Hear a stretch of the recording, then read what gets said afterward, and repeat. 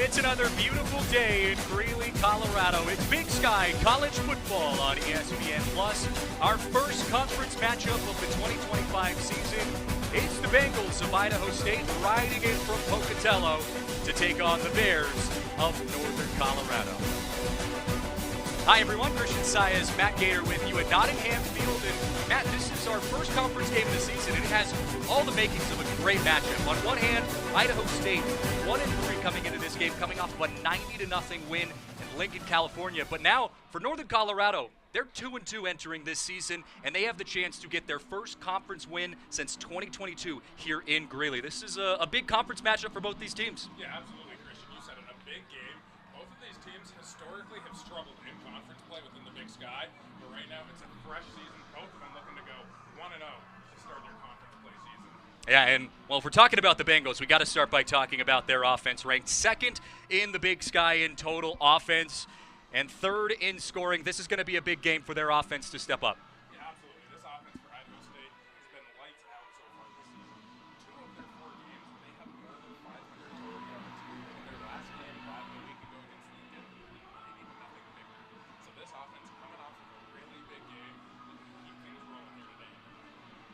Well, offense is the story for the Bengals, but defense has been the story for Northern Colorado. The Bears limit opponents to just under 18 points per game, and their defense is going to have to come up big against a good offense for the Bengals. Yeah, absolutely. Really good defense here for the Bears. For themselves, coming off a really big game. Gave up only 6 points yesterday in that game that the Bears won in overtime. It was a 20-20 going at the end of regulation. This offense for UNC had 2 pick sixes, so that defense really kept them in the game. Anytime your offense gives up 2 pick sixes in a game, it's going to be hard to find a victory. This defense, though, kept it with her. Well, both of these programs could be looking at a much different record. Idaho State held in there with undefeated UNLV and New Mexico to start the season. And for Northern Colorado, well, we all know what happened against Colorado State, basically winning the game at the end on a touchdown pass. It was eventually overturned after review, and that's how they ended up losing that game against Colorado State. And then they lost the following week in overtime against South Dakota. They got the win against Houston Christian last week on the road. And Northern Colorado, after starting 1-22 in the last 2 seasons, they are looking at a 500 record, 2-2 so far, with a really good chance here against Idaho State to get their first win at home in conference play since 2022. This is a big opportunity for Northern Colorado. You know, Coach Lamb, coaching in his 3rd season at the helm of the Bears, he's fired up to hopefully make a statement here today. Yeah, absolutely. I think both of these teams going to be looking to make a statement. Going back to what you just talked about a few minutes ago, this Northern Colorado team could very well be 4-0 their second game of the season against CSU Carter Cheese. Not a game-winning touchdown pass at the end zone. Beautiful throw from Eric Gibson. Somehow the refs found the view, overturned that place. I still have yet to see a view with the cheating. But this UNC team trying to bounce back next week. Set a ranking South Dakota game into overtime. Just unable to pull out the victory in that one. Had a chance to go up in the end of regulation. Ended up having to settle for a field goal. But nonetheless, this is a UNC team that I think is ready to surprise some people here this year. The officials are talking things over at midfield. Teams are getting ready to take the field here in just a moment. We are just a few moments away from kickoff between the Bears and the Bengals.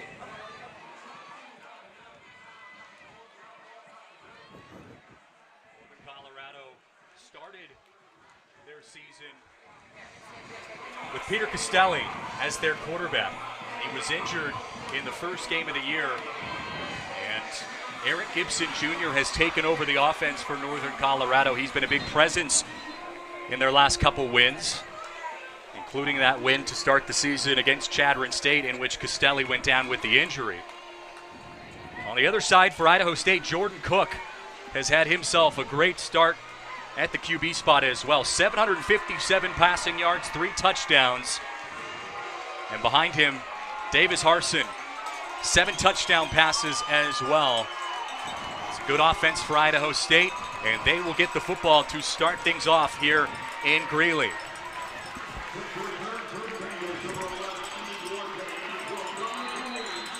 Yeah, and for UNC, getting this defense out here to start for this team, looking to put up a quick 3 and out. And the kick is off, and we are underway here in Greeley. Kick goes out of the end zone, and we will start with a touchback, and you see a lockup on the side of the field as tensions are already flaring high. These two teams are fired up and ready to go. This is the first official Big Sky Conference game across all of the Big Sky. So not just between these two teams, but across all of Big Sky matchups. This is the first one getting underway here, 1 o'clock Mountain Time between the Bears and the Bengals. And right now, both these teams looking to set the tone for the rest of conference play. We just talked about the success that Jordan Cook has had at quarterback so far this season for Idaho State. Pass play to start things off, and the pass is going to be completed up the middle of the field, and this is going to be a great start offensively for the Bengals. Pass completed to Sion Nunnally. And a 22-yard gain there on the first play from scrimmage for Idaho State. Love when you can get those big chunk plays to start a drive on offense, already near midfield. First down on the first play. This is going to be a backwards pass. And it's going to be a pickup of just a couple yards there. Dason Brooks, the target. Brooks has 212 rushing yards this season, 3 touchdowns. He had a 132-yard game against UNLV. Now, and this is a team in Idaho State that, yes, their record says 1-3, but that could easily be flipped upside down. They've played close with some FBS opponents, including UNLV. Slings it on the outside, incomplete for Jordan Cook. Christian, absolutely. I talked about earlier how UNC could easily be 4-0. Idaho State could be looking at 3-1 right now. They had fourth quarter leads against both of the FBS opponents that they played this year. That's UNLV and New Mexico. Gave up both of those fourth quarter leads, unfortunately, but shows that this team can play some of those bigger teams tough. First big chance here defensively for Northern Colorado. Looking at a third down coming up. Dason Brooks has it. Brooks escapes a tackle and will pick up the first down on the far side of the field and will move the chains. 2 first down plays to start the game for Idaho State. Yeah, and 3rd and long, and electing to hand the ball off there. That's just showing a lot of confidence in the running game.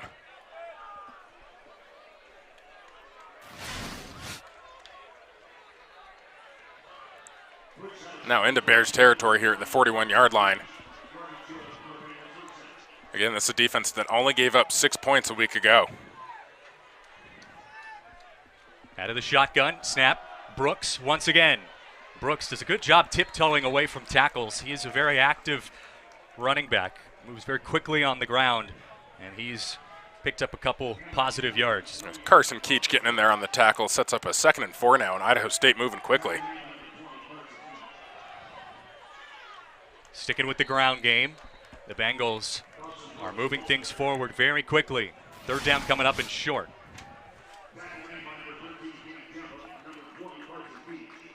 Cam Chapa in to make the tackle, one of the league tackles for Northern Colorado. Here's Brooks, just needs a yard, and he'll pick up enough for the first down. Yeah, and right now, Idaho State making this look easy. This first drive here down the field, going to get a fresh D-line in for the Bears.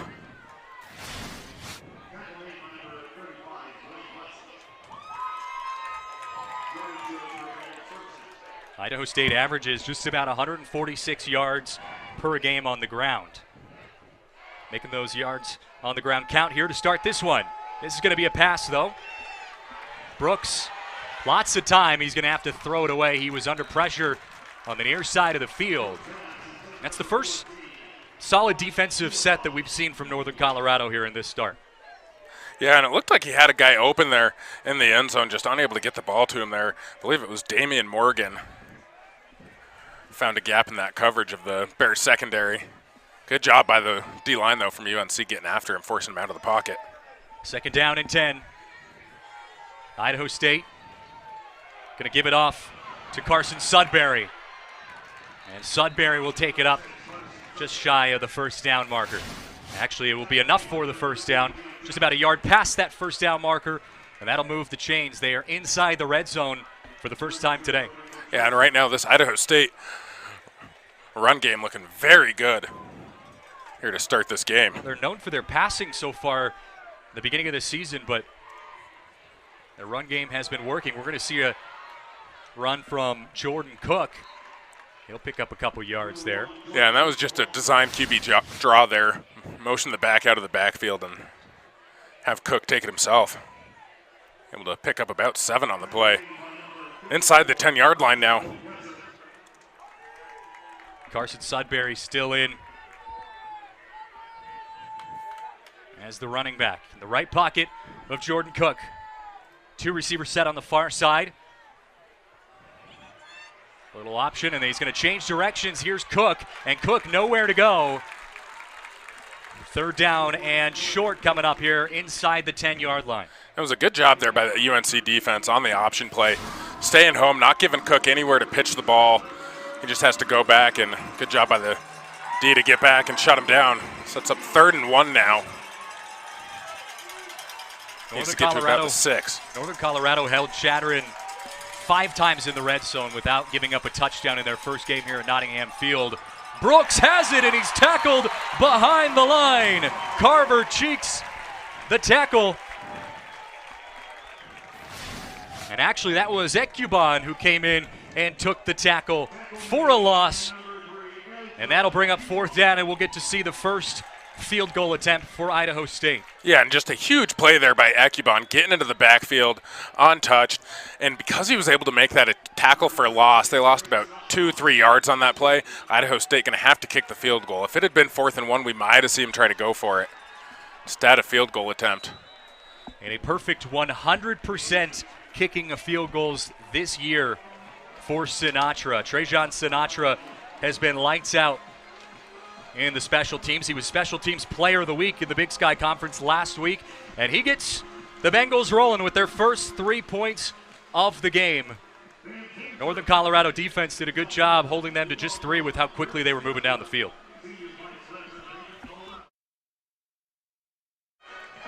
Welcome back. 3-0 the score. Idaho State out to an early lead after they marched down the field.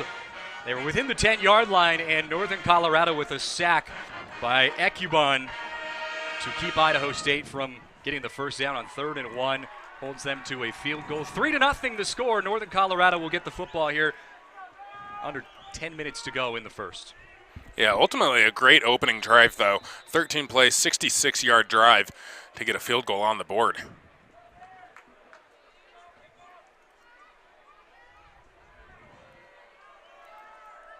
Trajan Sinatra, who just knocked it through the uprights for the first 3 points of this game, will send it deep. And it will go out the end zone for a touchback. Well, now we'll get this first look at Northern Colorado's offense. So many question marks coming into this game about this offense. You know, I mean, you've got, like you said, you lost your starting quarterback to injury in the first week of the season. But this offense has done a good job of keeping this team in games. And you look for 2 big standouts. Their quarterback, Eric Gibson Jr., and also Matthias Price, wide receiver. 2 guys who are big players who need to step up here in this one if the Bears want to have some success.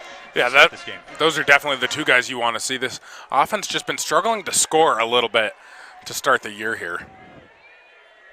2 receivers set out on the far side. It's going to be a pass to start the game, and the pass is completed to Carver Cheeks, who's wrapped up by white jersey. It's going to be a gain of about 5 yards.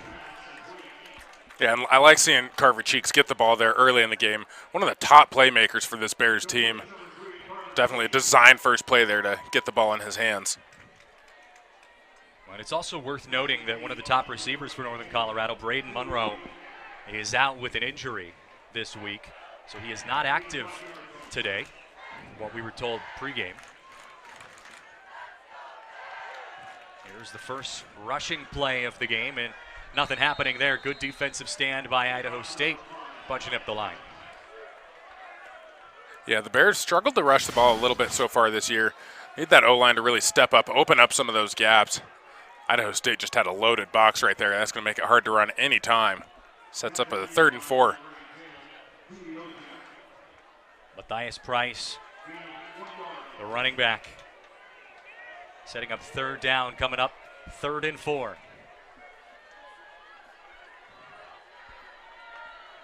Cheeks in motion. Gibson was looking for Cheeks out of the gate.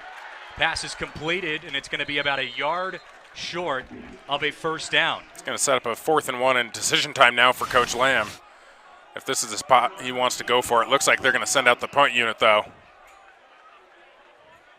And Idaho State already signaling. Looks like they're going to play a punt-safe defense, keeping their defense out there, just one return man. Ian Duarte is back to return the kick, but this one is going to be a pitch in the backfield and nowhere to go. Idaho State was all over that one from the jump, and it's going to be a turnover on downs. And look, I'm going to get critical here. Well, one, that Idaho State defender was lined up well offsides, and it looks like the refs missed that. But if you're going to run a fake play there, or you're going to run an offensive play there, keep your offense out on the field. They ran the whole punt unit out to then line up under center and run an offensive play.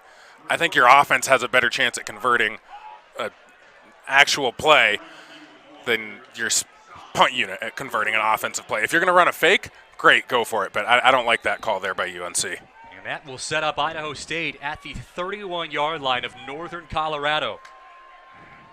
Jordan Cook with a gift offensively. He'll take it. Came away with 3 points in their first drive. Trying to tack on a few more here. There's Brooks up the middle, and he'll get a good carry. Well, let's go back and look at this run here from Brooks. You've seen the ground game be kind of the prominent factor for Idaho State in their first drive, and I would assume they continue to stick with that. Yeah, as they should. This ground game doing really good so far for the Bengals. Little reverse play. Here we go. Cook going to take a shot, and he just underthrew it. Didn't have a good grip on it. There was pressure in his face, and he just couldn't quite get rid of it. Yeah, and Cook had a man wide open there. That was a little reverse flea flicker there. Opened up the guy they were looking for, just unable to get it to him there at the bottom part of the screen. Just underthrown. This would be a huge stand for UNC's defense if they could force another field goal attempt here. 3rd down and 3. Brooks, the running back. 3 receivers out on the far side. Pass play on 3rd down and 3. Lofting it up towards the end zone. No one's there, and that is going to be an incomplete pass. Northern Colorado, after gifting the ball to Idaho State at the 31-yard line, comes up with a big stop. It looks like Idaho State right now keeping their offense out there for the time being at least. See if they try to get UNC to jump off sides. Trajan Brooks, their kicker, has hit a 56-yard field goal this year, so we know he's got the leg on him. They're going to go for it here on 4th down. Here's Brooks. Brooks dancing his way through. That's a first down and more inside the 15-yard line. And that was just really, really good patience there by Brooks in the backfield. Didn't have, as soon as he got the ball, almost just kind of walked for a second. Didn't have any gaps open, shows patience, waits for a spot to open, boom, able to pick up 10-plus yards on the play. Easy first down there for Idaho State. So now Idaho State inside the red zone for the second time today here in this first quarter. Pass play from Brooks. He's taking a shot towards the end zone. One-on-one. Incomplete pass. No flags on the play. Good coverage on the play by number 34 for Northern Colorado. That's Mikhail Benner. Mikhail Benner able to come up with the coverage. Not a bad pass. Yeah, great job there by Mikhail Benner. And waited till the last second, too, to jump up, punch that ball out. It's a good first play, though. Get a new set of downs, take a shot towards the end zone. Here's Brooks once again and slings it this time. That's going to be a completed pass going out of bounds, just a couple yards shy of the first down mark. Yeah, this time it was Darrell Bryant in coverage. Tight coverage, just a good throw there from Jordan Cook. Another 3rd down coming up. Sudbury, the running back. It'll be Sudbury, and he's got a wide open lane into the end zone. Touchdown, Idaho State. And the gift that keeps on giving, Idaho State able to capitalize on the mistake by Northern Colorado, and they will tack on 6 more. I'm not sure what happened there on defense, but just left that left side completely unoccupied. Easy rush there for the Bengals. The point after for Sinatra. Nothing but net. Good start for the Bengals, up 10-0. Northern Colorado has some work to do when we come back.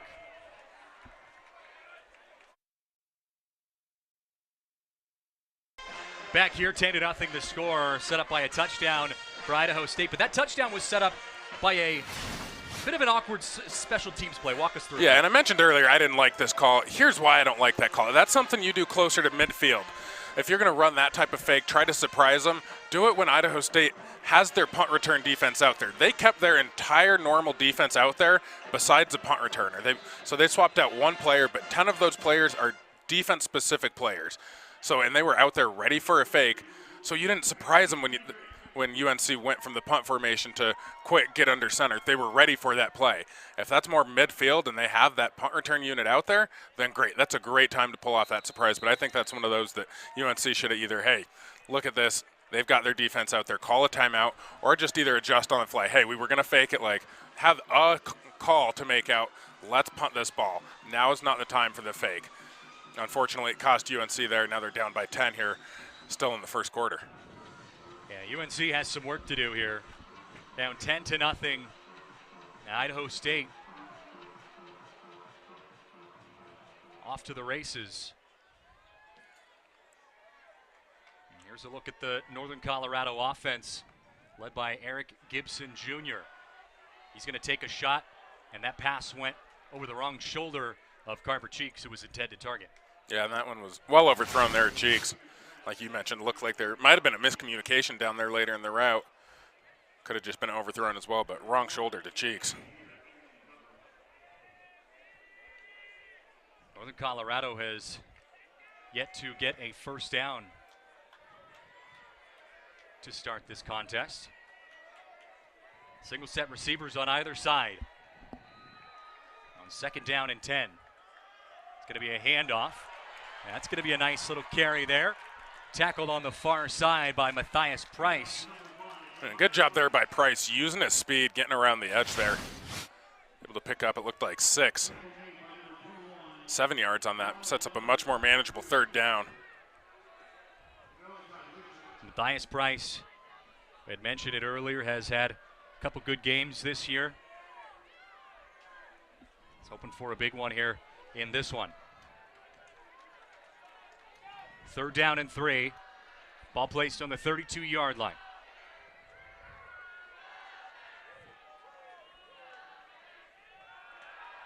Gibson looking to pass, slings it across the middle, and that's a catch for Carver Cheeks. His intended target, his top receiver, and it gets him a first down. And a great job here by Carver Cheeks coming down with this one. Looks like it was thrown a little bit high there from Gibson. Cheeks able to go up and make the grab. Gets the Bears their first down of the game. Looking to set up a lengthy drive here. Gibson had a career-high 336 yards against South Dakota just a couple weeks ago. It's an overtime loss for the Bears. But he's had some pretty big games so far this year, played a little bit last year as well. He is trying to lead his Bears to their first conference win since 2022. Yeah, and look, that was a ranked South Dakota team on the road out there in Vermillion, South Dakota. This UNC team in offense put up a valiant effort, just unable to get it done there in overtime. Here's 2nd down coming up. 5 yards to gain. Motion on that front line. Gibson's going to heave it down to his big man. The one-handed grab cannot be completed. Incomplete pass. It was Fisher Clemens was the intended target downfield. Yeah, and he's a little slow to get up here on this one. Looks like he might have landed wrong, but getting some attention from the medical training staff. Went down hard on his knee at the end of that play. So Clemens will take a moment. He's on the sideline, so they'll be able to continue play as the training staff looks at Clemens over on by the bench. Looks like we are going to get things going there. Refs are saying Clemens is far enough off the sideline that, hey, we're good to keep it moving. So now Gibson is looking at a 3rd down and 5. Officials still taking their time for a moment. Looks like they were going to let him go, but yeah, everyone lined up like they were going to call a play here. But the officials are still down on the side, and Clement scoots back a couple of yards as if understanding what the officials are waiting for. Coach Lamb was there in attendance, figuring out the delay, and Clements thankfully up on his feet and walking off under his own power. But he's going to head into the tent to seek medical attention. Here's a third down coming up for Northern Colorado. Gibson under pressure and is hit from behind, and a sack by Idaho State.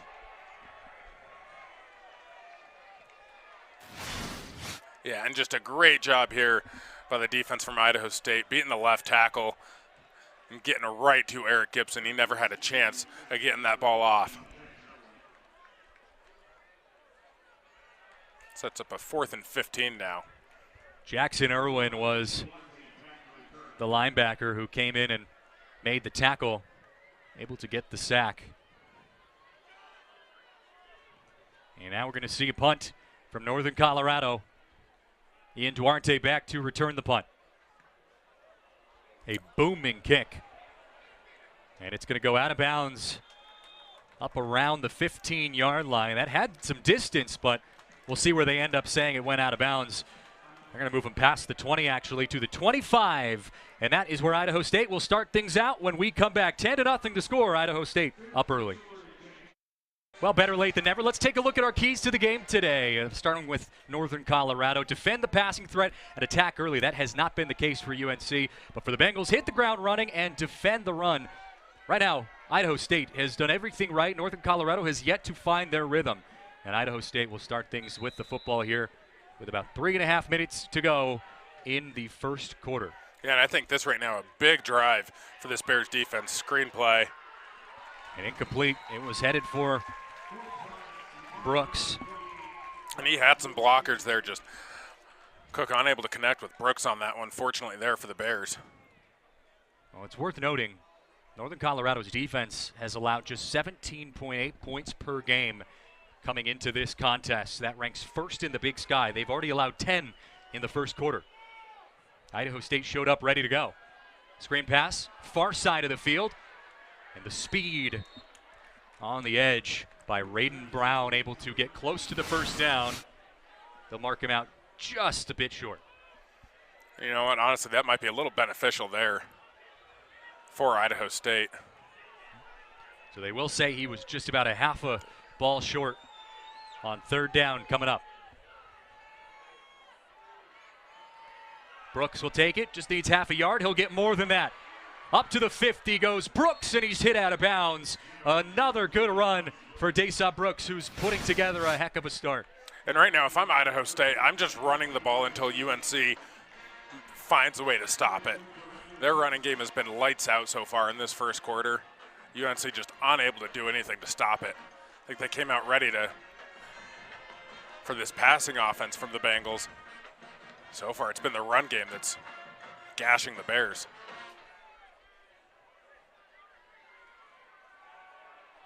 Going to pass it this time, and the pass in and out of the outstretched hands of Damian Morgan, incomplete. Well, and Idaho State's doing a really good job showing that, like you said, they're a dual threat team offensively. They can obviously hit their receivers down the field if they want to, but their running game has been very effective early in this one. 10-0 early. Dayshawn Brooks in the backfield right now alongside his quarterback Jordan Cook. Second down coming up. Brooks will take it. And Brooks once again dancing through traffic. Tackled about a yard short of the first down, but continuing to find limited challenge against this Northern Colorado defense. Yeah, and right now Idaho State just doing a great job on offense, and looks like we're going to get an early timeout here.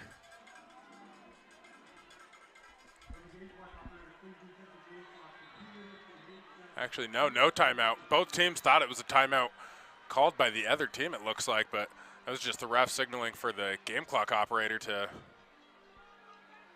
reset things to 2 reset minutes and the 8 clock. seconds, yeah. but both teams already over on the sideline thinking that there was a timeout called. So the Bears got to get their defense back out.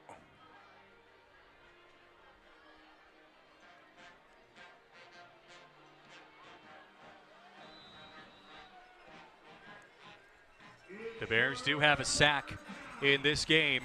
They could use one here. Brooks with it. Brooks going to have a first down. A helmet comes flying off of one of the Idaho State tackles, or one of the Idaho State blockers, I should say.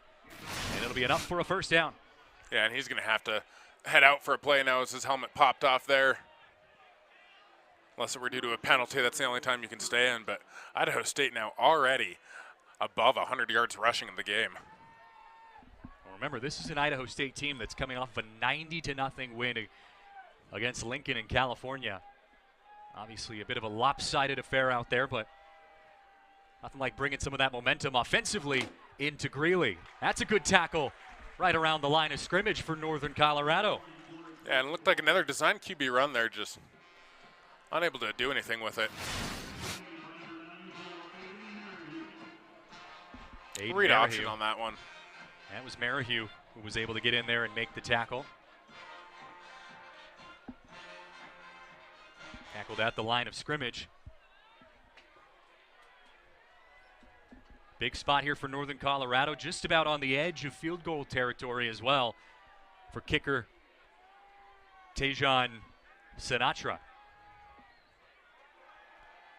Cook gonna pass. Cook's heading deep and he's gonna split through, and there's a flag that comes in the vicinity of where that pass was thrown. And I did not see a lot of contact there to issue a penalty, but looks like we're gonna get pass interference on the Bears. It's tough to see from our angle if maybe there was a hand grabbing onto the jersey. Usually that'll get the call, but I agree from this angle.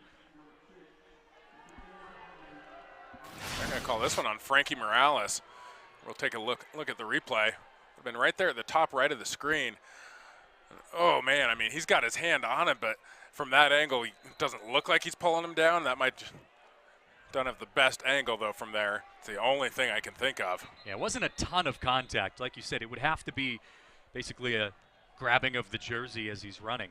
And yeah, and look, the defender's allowed to have his hands on the receiver, just can't be impeding him. Yeah. So if he was yanking on that jersey or pulling him back, that's likely where we would have gotten that penalty from. It wasn't a lot there to see, at least from the angles we have up here in the press box, but it'll bring up a first down for Idaho State at the 20-yard line. Cook, plenty of time, and he throws it towards the end zone and incomplete. Nice job on the coverage by Derek Jones for Northern Colorado, getting a hand in there. Yeah, and a great job getting there right as the ball was arriving too. No early contact. Idaho State was looking for the penalty there, but again, this is another spot. UNC has to find a way to hold Idaho State to a field goal attempt here. It's 2nd and 10 now. Force a long third down.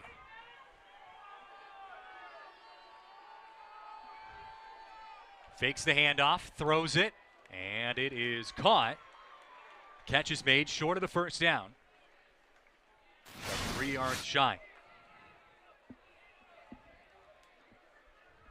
Just a good route there from Idaho State. Sets up a 3rd and 3. And again, we've already saw him go for a 4th down in Bear territory earlier in the game. Might be thinking they have 2 downs to get this. Well, they bring back Dason Brooks, the running back. 3rd down, and the play will be blown dead. Yeah, and they had a jet sweep called there. It was Duarte who was running on the jet sweep, but that will conclude our first quarter. Idaho State threatening to go up big, 17-0 if they can score here. Right now, 10-0 the score. You're watching college football on ESPN+.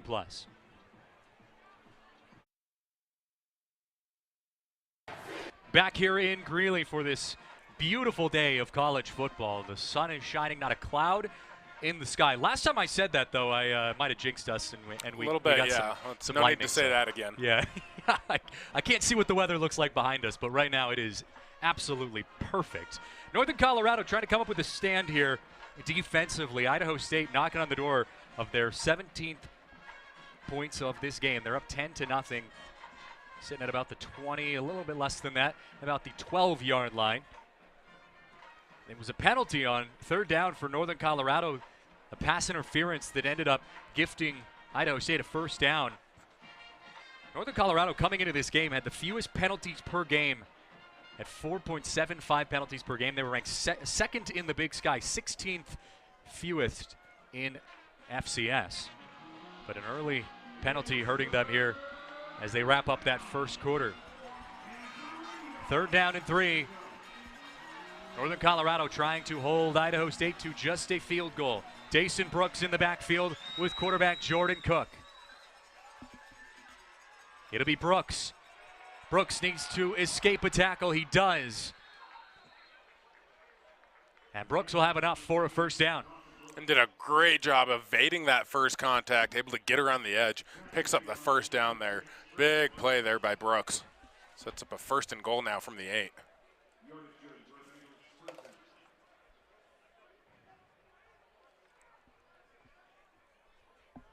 Brooks has done a heck of a job in the first quarter controlling this offensive pace for Idaho State.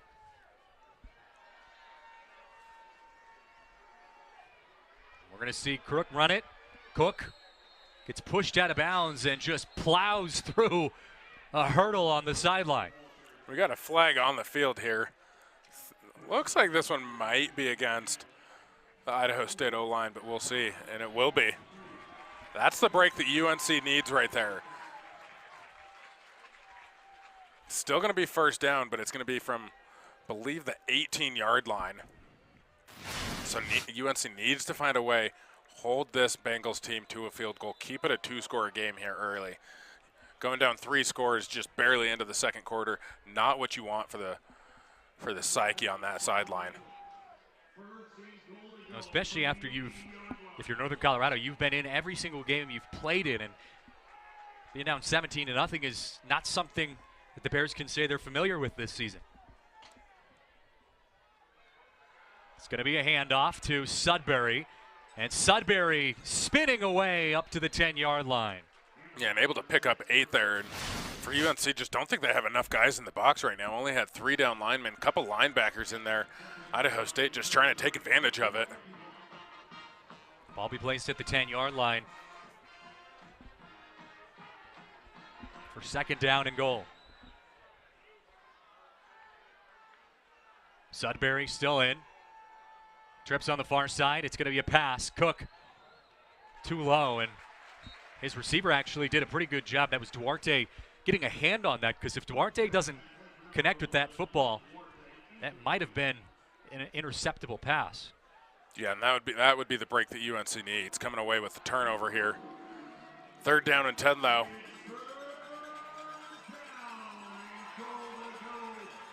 A reminder that Sinatra, their kicker for Idaho State, has not missed anything this season, but Idaho State is hoping that they don't have to use him. Pass towards the end zone, overthrows the receiver, and it's incomplete. And looked like he had him by a step, but just a little bit overthrown, like you said. Idaho State bringing out the field goal unit there. Big stand for this Bears defense.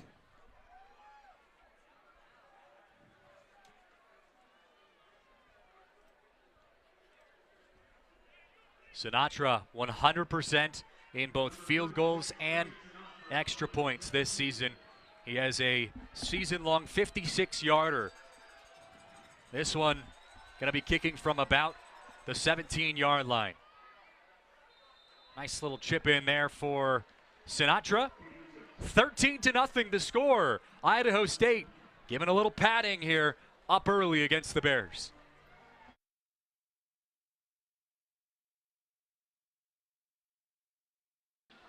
Well, despite the score only being 13-0, Idaho State has dominated this first quarter of play against Northern Colorado, and they have been doing it right off the jump, Matt. Yeah, and right now Idaho State has just way more offensive production than UNC. 157 total yards from the Bengals. For the Bears, only 15. So 10 times as many yards from the Bengals as the Bears. UNC has to figure something out on this drive. We also talk about discrepancies. Northern Colorado entered this game second in the Big Sky and 38th ranked nationally in time of possession. Their time of possession is a little bit skewed here in this one. And again, still early in this game, UNC can have, if they have one good drive here, put 7 points on the board, completely different game, back within 6. But cannot have another short drive putting this Bengals offense back on the field. And that's something that we've seen from this Bears team in the past.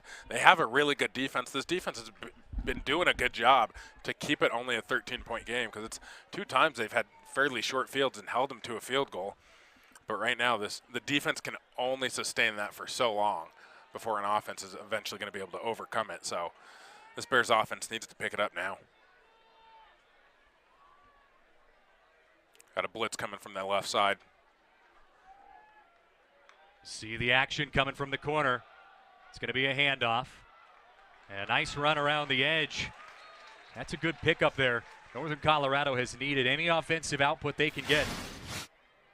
And a good run there by Brandon Johnson.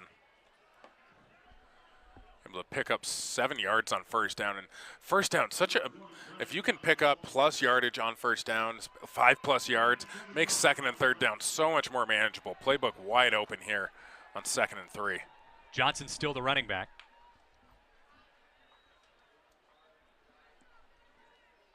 Tried to draw him off sides, now setting up a play. 10 seconds on the play clock. Gets the snap off with plenty of time. That's Johnson once again.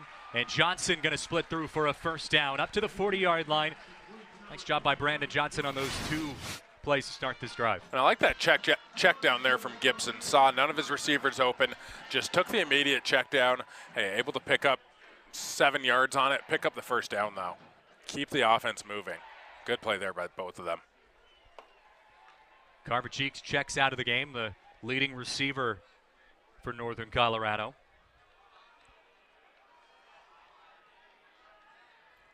Man in motion coming across. It's Johnson on the handoff, and Johnson with nowhere to go, tackled in the backfield for a loss. Yeah, and that left side of the O-line just got blown up on that one, and nowhere to go, like you said. Lost it too.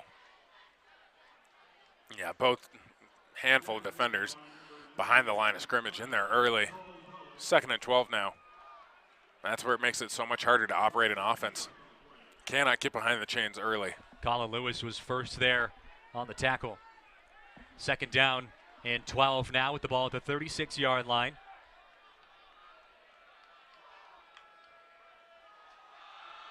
Another handoff and another good stop by Idaho State. After that first run of this drive by Brandon Johnson, Idaho State has not allowed Northern Colorado to take any positive gain on the ground. Yeah, now it sets up a 3rd and 12. And this is where those first down plays become so important. Matthias Price was the running back. He'll check out.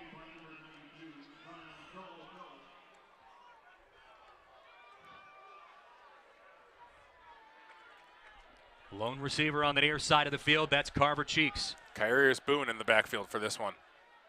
Going to be a pitch play. Long way to go. Not going to get it.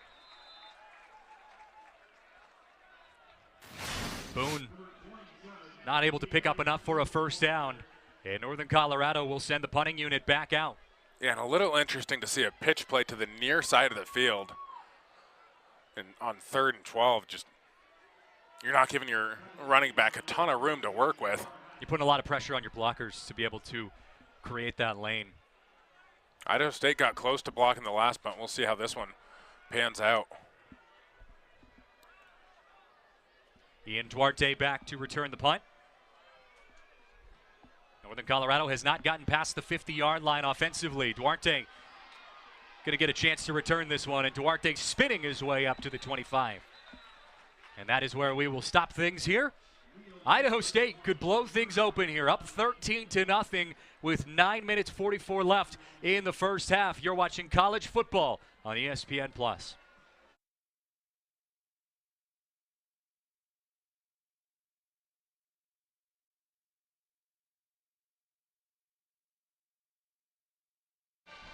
Idaho State will start things off with the football here after getting out to an early 13-0 lead. Northern Colorado has, like I said just moments ago, yet to pass the 50-yard line offensively. They have really struggled against this Idaho State defense and against this Idaho State offense. Northern Colorado's done a better job in the red zone, aided by a couple penalties, at least on their last drive. But this is another big set defensively for Northern Colorado if they want to stay in this game. And for this drive, I'd love to see UNC force a punt, force a turnover, something like that, because so far Idaho State 3 for 3 on their drives, a couple field goals and a touchdown. Hey, Matt, if you could pull up time of possession for me. I don't have it in front of me. Time of possession. I was touching on it just a few moments ago. It feels like Idaho State has dominated about 80%. Yeah, it's not as bad as you would think right now because UNC just had that drive that burned some time off the clock, just keeping the ball inbounds. It's about 12 minutes for Idaho State, 8 for Northern Colorado. Wow, but yeah. all of this time going to be adding that lead to Idaho State. Idaho State has really, from the jump, been able to march down the field pretty quickly. Able to pick up a first down here. Idaho State coming all the way to Greeley, Colorado from Pocatello, Idaho. Here's Cook. Plenty of time again, and that's another incomplete pass. Northern Colorado, their defensive backs have done a good job of getting their hand in there and making some good plays down the field. Yeah, and right now Idaho State trying to stay balanced between the run and pass game, but again, when they run the ball, they've just been doing so well offensively. I don't know why they don't try to take more advantage of that right now.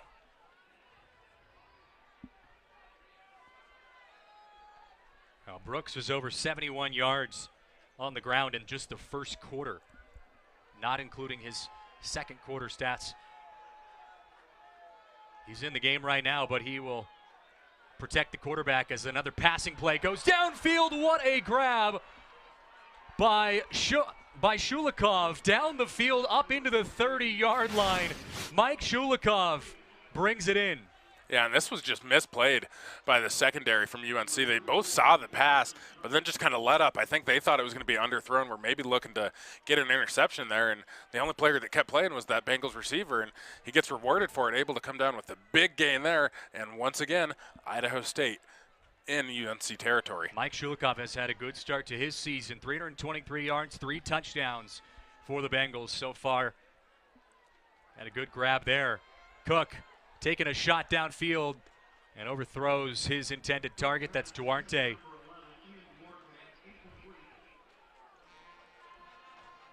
Looks like Idaho State's keeping the ball in the air for the majority of this possession. Yeah, it does look like they're putting an emphasis on that this drive. They know they've got the ground game going, looking to get that passing game going as well. Now facing a second down. See if they go on the ground. You've got Brooks still the running back in the right pocket of Jordan Cook. They'll pass it once again. It goes to Brooks, and it's just over the head of Brooks. And that'll be a 3rd down and 10 coming up here. And a big chance for Northern Colorado to come up with the stop and get things going back in their direction. Yeah, and it'd be a little bit of a lengthier field goal, about 50 yards from here, but obviously at elevation. Distance likely not a problem.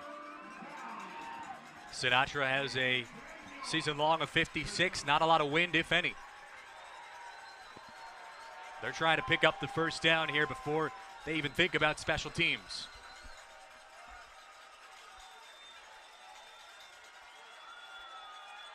Pass play. In and out of the hands of Ian Duarte.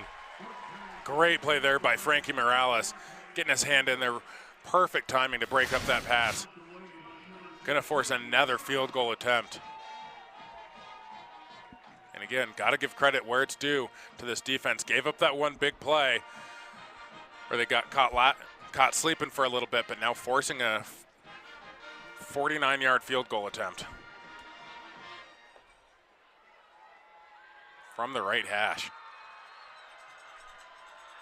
Idaho State has not missed a field goal since 2023. This one is up and through the uprights. It's good. Unbelievable streak continues from the special teams unit of Idaho State. and their dominance in this game, up 16-0 over Northern Colorado. We step aside for a quick break. Well, I want to go back and revisit a point I was just talking about moments ago. Idaho State has not missed a field goal since 2023. Yes, that is a correct stat. They have not missed since 2023 after having the best field goal kicker in the nation, Gabe Panikowski, back in 2024, just a year ago. Idaho State has picked back off where they left off with Trajan Sinatra, who's gone 5 for 5 to start his career coming into this game. Hasn't missed yet today. And also an interesting little point about Trajan Sinatra, aside from the fact that he's got a pretty cool name, he might actually have a connection to the one and only Frank Sinatra. He was doing some research with his family, found out his great-great-grandfather is from the same hometown as Frank Sinatra, and Trajan Sinatra and his family are awaiting a DNA test to prove whether or not they are in fact related to Frank Sinatra. That is a nice little fun fact there. It's a pretty big storyline. I'd be curious if I was you have that related name. You have to look into it. Of course. We see Northern Colorado taking things offensively, and another great tackle made by Idaho State. Their defense has been locked down. This time it's Bronson Childs. And loss of about half a yard there on first down for UNC. Just continuing to struggle right now on offense. And look, Northern Colorado, even with the success that they've had starting this season, 2-2 against very good opponents, offense has still been the struggle for them. They've had a hard time matching their opponents offensively. Here's a toss downfield to Carver Cheeks, and as I say that, Carver Cheeks blasts one to the 40-yard line. And that's kind of what you have to do right now if you're UNC and Eric Gibson. He just throws this one up. Hey, Carver's down there somewhere. Got two defenders down in that area, but he knows his guy Carver's going to come down with it. Great reception there. And now Northern Colorado with a little bit of life. And off to Matthias Price. But just to wrap up what I was saying, Northern Colorado, they're known for their defense, at least so far this year. Their defense has been what's worked so well that's kept their offense in these games. But their offense needs to step up here. Free play. This might be a free play. And he's taking a shot towards the end zone. Pass incomplete. And there's the flag on the far side of the field. Good awareness there by Gibson, recognizing the free play, threw it into double coverage. Yeah, and always going to be designed anytime you can know you're getting a defensive lineman jump off sides, take advantage of it, try to get a free play. Well, that'll be a gift. If you're Idaho State, you do not want to give Northern Colorado any wiggle room here. Up 16-0 in the first half.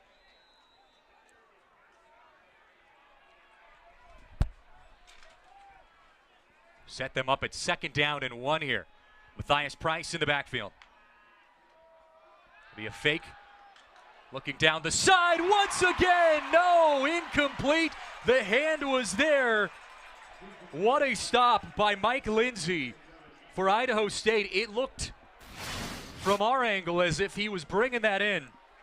But Lindsay able to get a hand on it and cause the incomplete pass. Great play defensively. Yeah, and he had caught that ball, but a great job by Lindsay staying with it. Punches that ball out at the last second, so he never completes the catch. Great awareness there from Lindsay to force the incompletion. 3rd and 1 now for the Bears. Evan Morris got his first target of the game right there. 3rd and 1 now. Boone in the backfield. It's going to be Boone. Boone got hit pretty close. I think he's going to be short.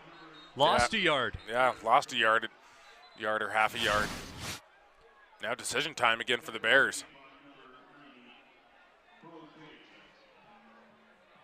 It'll be a full 2 yards.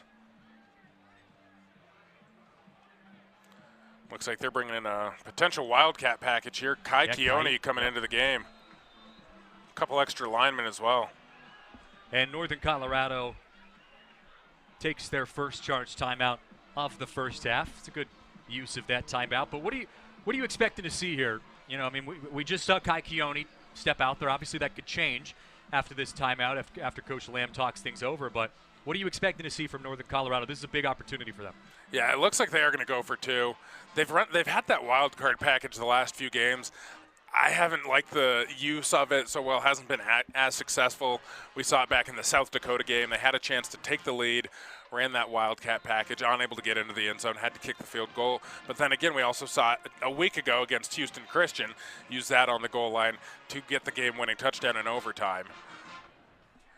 Normally we say Hank Gibbs out there, the tight end. Doesn't look like he's out there on the field.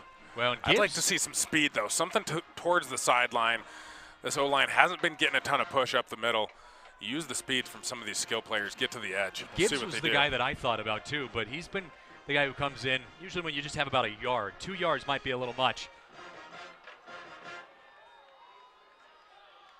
It is Gibson who takes the snap. He's going to throw it, and he just throws it low. He had his man, and he just short-hopped him. An incomplete pass will turn things over on downs. Yeah, and that's one of those there for Eric Gibson. Great job not throwing it to his first read. Sees he's not open. Okay, checks it back. Second read right there. You got to connect on that throw. He just throws it at the ankles of, I believe it was Charlie Garrison. It gives him no chance to come down with that one. And Garrison was all by himself. Not only did he have enough for a first down, he probably could have picked up a couple yards after he makes the catch. Gibson's going to be kicking himself for that one. The Bears' first real opportunity to get some points on the board, even a field goal here in this first half, comes up short.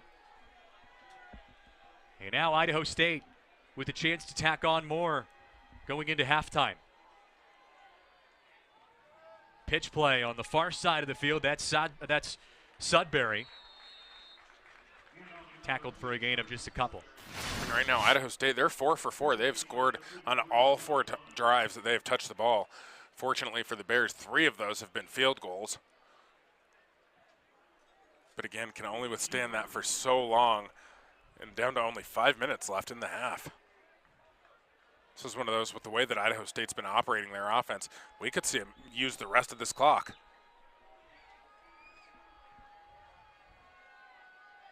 Four receivers.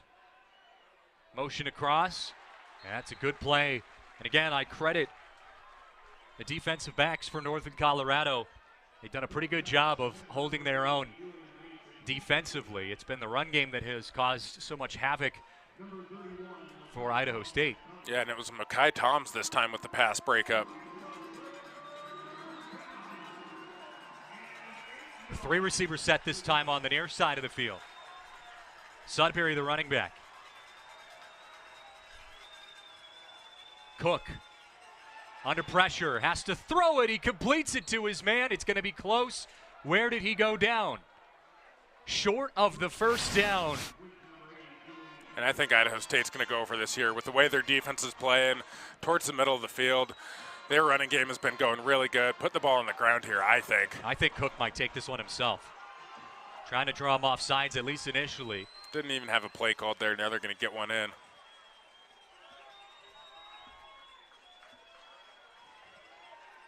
Don't have Brooks in the game. Sudbury, the running back. Cook is a running quarterback. Motion on that line. And they're going to continue to wait and let this clock ride down. They've got 4 seconds here, and they will likely call a timeout.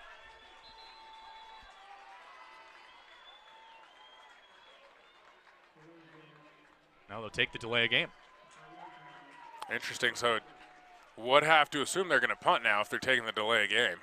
So they'll give their punter just a little bit more room to work with. Little surprised that they aren't electing to go for that there with how good they've been on the ground so far this game and how much UNC struggled offensively, but also could be using that same mindset. Hey, punt the ball, pin them deep, make that UNC punt. Let's get the ball right back near midfield. Well, I'll play devil's advocate as well. I mean, you also, worst case scenario, you do not want to give Northern Colorado, you don't want to gift them a scoring opportunity if you don't end up getting the first down. So they're playing the safe route here, electing to punt. It's their first punt. And a good punt at that, it looks like. And it will go out of bounds just a little bit past the 5-yard line. And they'll mark it out right at the 5-yard line. So a great punt by Idaho State. And like you said, now you put a struggling Northern Colorado offense with their backs against the wall with just 3 minutes and 55 seconds to march all the way down the field, go 95 yards to get their first points of the game. Northern Colorado has only been past the 50-yard line once. Yeah, right now, and this is one of those, if UNC could find a way, well, first things first, you have to get the first down of the drive, especially backed up like this. Just getting that first down, get out of your own end zone, because right now Eric Gibson, he's standing in his end zone. That's always just a little bit of a daunting feeling for an offense. Get some space back there. No, hey, we're not in danger of taking a safety right now. Then get a good drive going. If they can find a way to put up a 95-yard touchdown drive, completely different vibes going into the half. They do have 2 timeouts. Again, if we're looking at total yards in this game, 209 for Idaho State, just 70 for UNC. A lopsided affair here in this first half between the Bears and the Bengals. A reminder that Idaho State coming off of a 90-0 win against Lincoln. It was their largest margin of victory in program history. Snap. Up the middle. That pass is on the money and enough to get to the 30-yard line. Huge pickup there. Eric Gibson this time able to find Charlie Garrison. Gets it right to his chest. 25-yard pickup there out of your own end zone. That's the first play. That is the great start to this drive. Pass is incoming. They have to throw it away. They were looking to see if that was intentional grounding. They're saying that Garrison was in the area, but they're going to talk about it for a little bit. Garrison was pretty far downfield. He was downfield quite a bit. I don't think Eric Gibson was out. Yeah, yep. They're going to throw the flag. He wasn't out of the pocket. I think that's the right call here. And immediately after marching quickly down the field on your first play, that penalty is a dagger for Northern Colorado. Yeah, it's a loss of down, loss of going to be 11 yards. Wow. It's going to set up a 2nd and 21 now. 22, actually, from where they marked this. So a 12-yard loss on that intentional grounding call. And like you said, a loss of down. Free play, but the O-line jumped too. Yep, right tackle knew that he jumped there.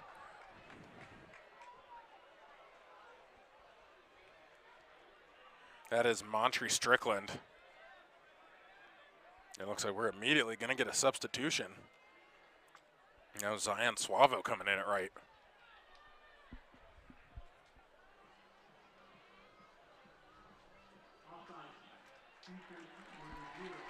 So they'll pick up a few yards back on the offsides, but. And he got lucky there because that's one of the, I'm going to say they both jumped at the same time because just I'm a former offensive lineman, watching the body language of Montre Strickland. As soon as he moved, he kind of put his head down like he knew he had messed up there. It wasn't the defense that caused him to jump there, just a fortunate call there from the refs. Fortunate for Northern Colorado, gives them a little bit of room to work with. 2nd and 17 now instead of the 2nd and 22. Gibson's doing a good job on the snap count. Now we're going to see a handoff to Matthias Price, and Price not able to evade the tackle. Jack East of Idaho State lost his helmet, so he'll have to come off. Price able to pick up 5. Going to set up a 3rd and 12 now, though, for this Bears offense.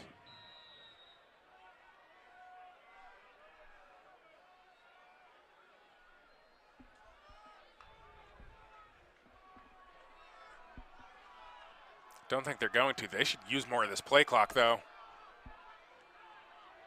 Long 3rd down coming up for the Bears. He's going to look for his main receiver. That's Carver. Cheeks, and Cheeks, another incredible grab. With the way that he's playing right now, you just got to throw the ball to him and give him a chance. 2 incredible grabs near the sideline for Carver Cheeks. Looked like he might have no chance. Just gets the hands out there at the last second, able to come down with it. Huge reception there. The only 2 times Northern Colorado has moved past the 50-yard line have been due to that man, Carver Cheeks. Gibson with some room. Plenty of green space up to the 35. And they're going to mark him a couple yards back of where I think they probably should have. It is where the slide starts, but even that, I think that's a little bit maybe further back. Maybe not watching that replay. Sets up a 2nd and 4 here, though. Keep an eye on Carver Cheeks, who's lined up near the 40-yard line at the bottom of your screen. Motion once again. Here's a free play. He's looking for up the middle. Catch is made, and there he goes.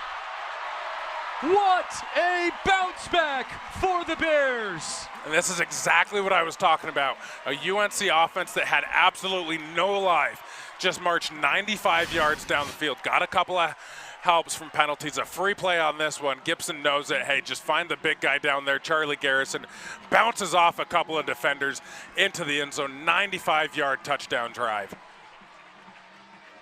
Starting this drive at the 5-yard line, Charlie Garrison punches it in for a touchdown and new life at the end of this first half for Northern Colorado.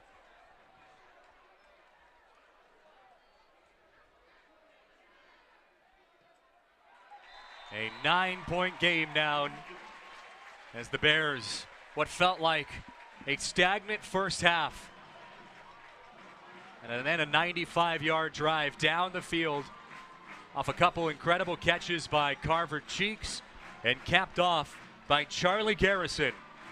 Yeah, and that's the exact type of drive that you need going into halftime. Without that drive, they're going in, hey, we haven't really done anything on offense. Okay, we got to figure it out. Now they can use that, build on it going into the second half. Hey, wipe everything else. Wipe those first 3 drives. That 4th drive able to march 95 yards down the field. How can we continue to capitalize on that? Wow. Still 2.25 minutes left in this half, though. See what this Idaho State offense is able to do. Well, you got this crowd back into the game for the first time really since the kickoff. Yeah, both offensively and defensively. There hasn't really been a big moment to cheer for if you're a Northern Colorado fan. There's still plenty of work to do, but they got to feel better about that if they can go into halftime only trailing by 9. And Christian, we haven't mentioned it yet, but homecoming week here for the Bears, so a lot of alumni in the stands. A decent crowd here for this Bears-Bengals game.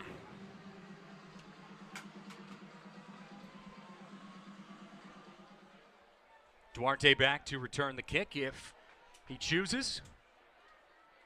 But they'll let this one bounce into the end zone for a touchback. So Idaho State has 2 minutes and 12 seconds to work with. 2 timeouts.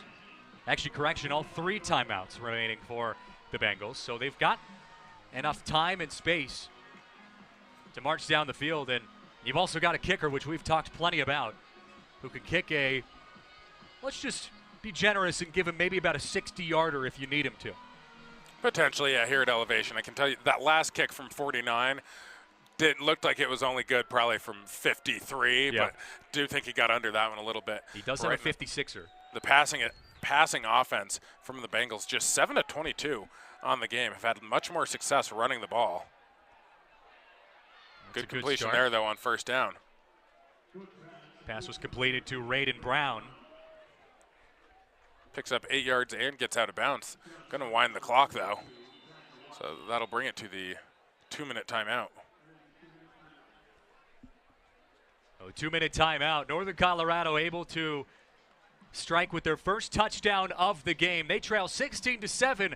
The Bengals trying to end on a high note before halftime. Coming up after this.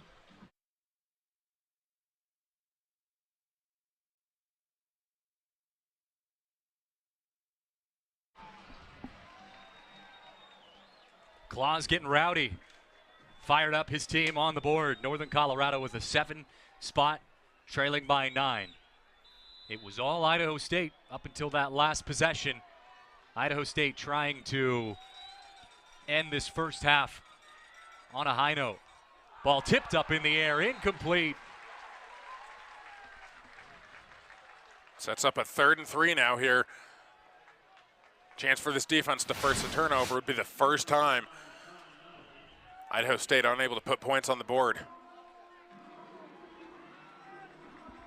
Northern Colorado, when they played Chattering here in the first week of the season, The first half was a little shaky by the Bears. They came out in the second half, made the adjustments, got the win. Idaho State trying to capitalize on a first half that's had a lot of successes, but that incomplete pass will bring up 4th down. Yeah, and we're going to see the first punt here from Idaho State.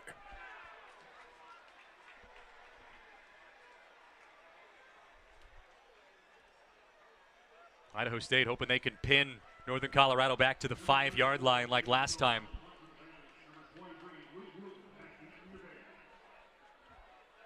Wooten back for Northern Colorado, although he will most likely not get a chance to return this.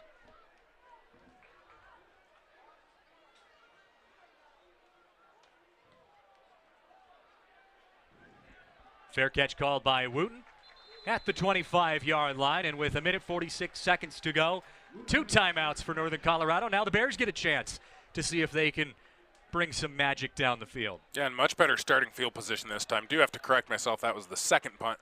That last punt stranded him at the 5-yard line. Able to march 95 yards down the field, though.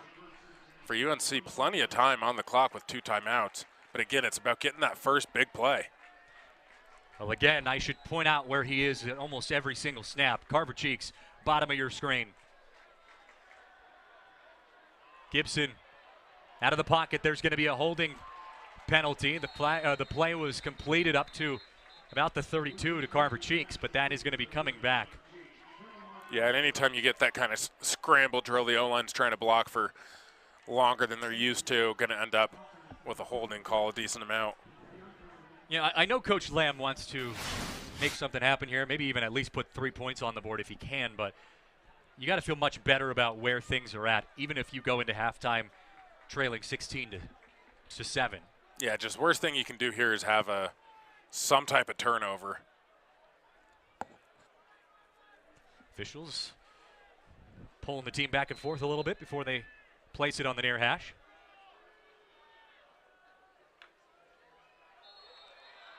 And this time, Gibson hard counted his own guy. And it's going to be Carver Cheeks actually at the top of the screen that jumped off sides. That's going to make a 1st and 20, 1st and 25 now. Well, I go back to a stat that I talked about earlier in the first quarter. Northern Colorado entered this game with the fewest penalties per game. They were 2nd in the Big Sky, 16th in the FCS. That has not been the case here in this one. A bit of a sloppy affair in the first half for UNC.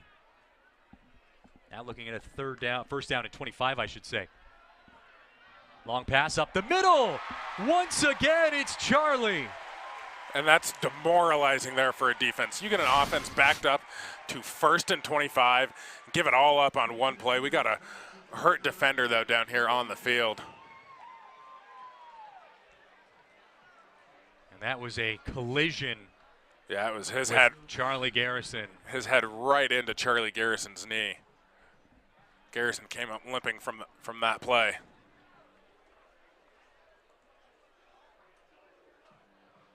Charlie Garrison, a tight end for Northern Colorado.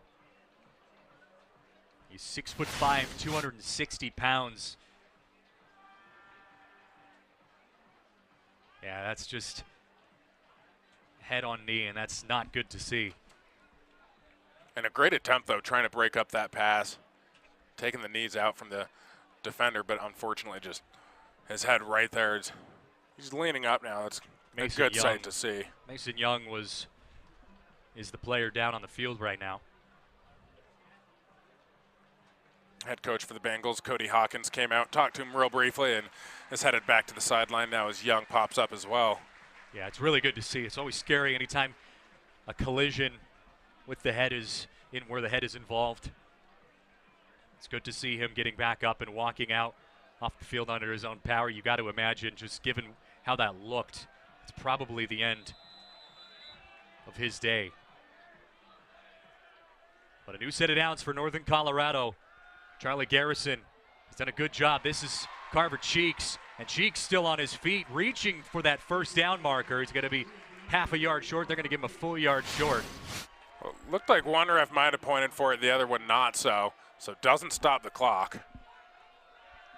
So they quickly get the snap off under pressure, and Gibson goes down. Great tackle made in the backfield by Gabe Tahir. And a timeout called by Coach Lamb, who's fired up about Gibson. Maybe a little miscommunication on that play. Gibson was not aware of the pressure that was coming towards him. Yeah, it might have been telling him to, hey, throw that one away, or could have gotten a different play off. Not sure exactly what the frustration there is, but nonetheless, not what you want when you have a short 2nd and 1 to take a sack, make it now 3rd and 12. Just taking yourself out of good position.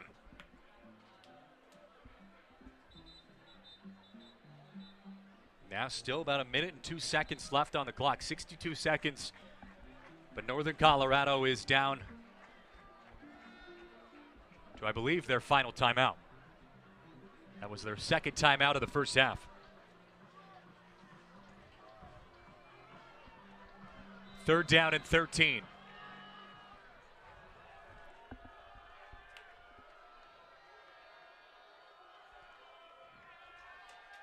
Charlie Garrison, who's been the target, is lined up towards the middle.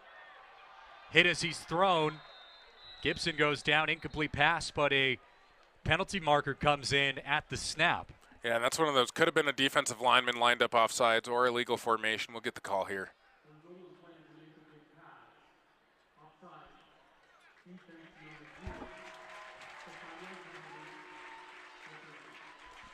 And it was a defender lined up offsides. Yeah, right there on the near side, just lined up about a half-yard offsides. Ref saw it immediately, makes it a 3rd and 8 now. So still 3rd down. And there is once again movement on the line. What a sloppy drive for both of these teams. Yeah, and this time it's going against UNC. Looked like someone from Idaho State moved, but it was the receiver on the near side. That's going to get called every time. And right now with the frequency that UNC is going on to, they're using that slap cadence, but so I guess not going on the initial snap or clap cadence, not going on that initial clap. You'd think both teams should be used to it by now. So right back to 3rd down and 13. Just do it all over again.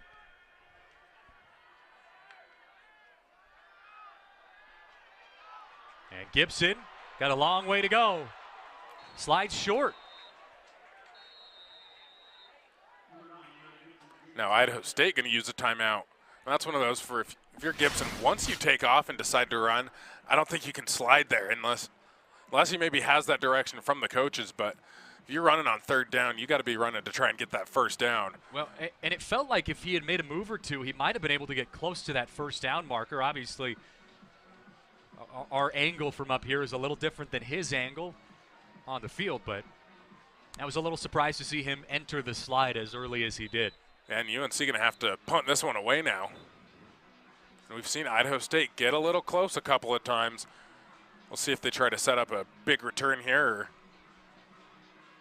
Ian Duarte has returned one for positive gain. He'll be back to return this one.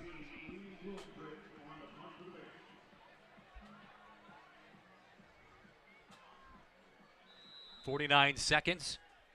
Idaho State has 2 timeouts in their back pocket.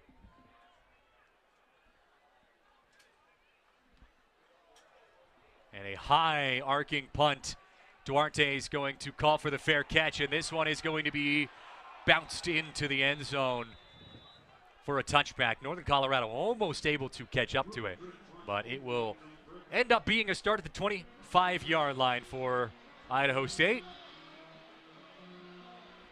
And the Bengals, once again, now with 39 seconds to go, get a chance here. It's been a bit of a wild and wacky end to this first half.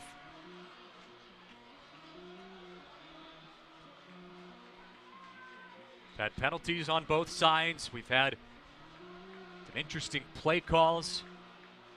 Obviously, we had the touchdown by Northern Colorado that was able to put them within 9. Now Idaho State trying to answer with a march of their own. Defense for Northern Colorado has stepped up after Idaho State went 4 for 4 on scoring possessions. Here's a pass downfield. What a grab! That's exactly what Idaho State needed there. That's just one of those, for this UNC defense, you cannot give that up with 30 seconds left in the half. Shulikov, the target who was able to bring that in. A perfect pass from Cook. And you're on the edge of field goal territory for Sinatra. They're going to take a look towards the end zone. Overthrows the receiver, but what a start with just 39 seconds remaining in the first half. Cook to Shulikov. And now Idaho State will, as long as they don't lose yardage at any point here, will have a chance to at least take a field goal attempt. Yeah, it would only be about a 50-yarder from here, same distance, and right now same hash as what we had earlier. Cook wants to give him some more space or even put one in the end zone.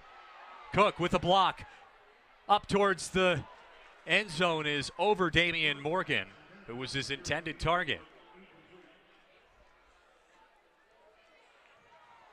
It's going to set up a 3rd and 10 now, 10 seconds. Essentially one more chance at the end zone.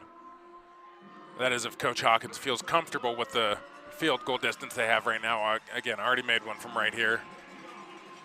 But you had said it, that kick from Sinatra from this exact distance and this hash mark was kind of barely snuck in the uprights.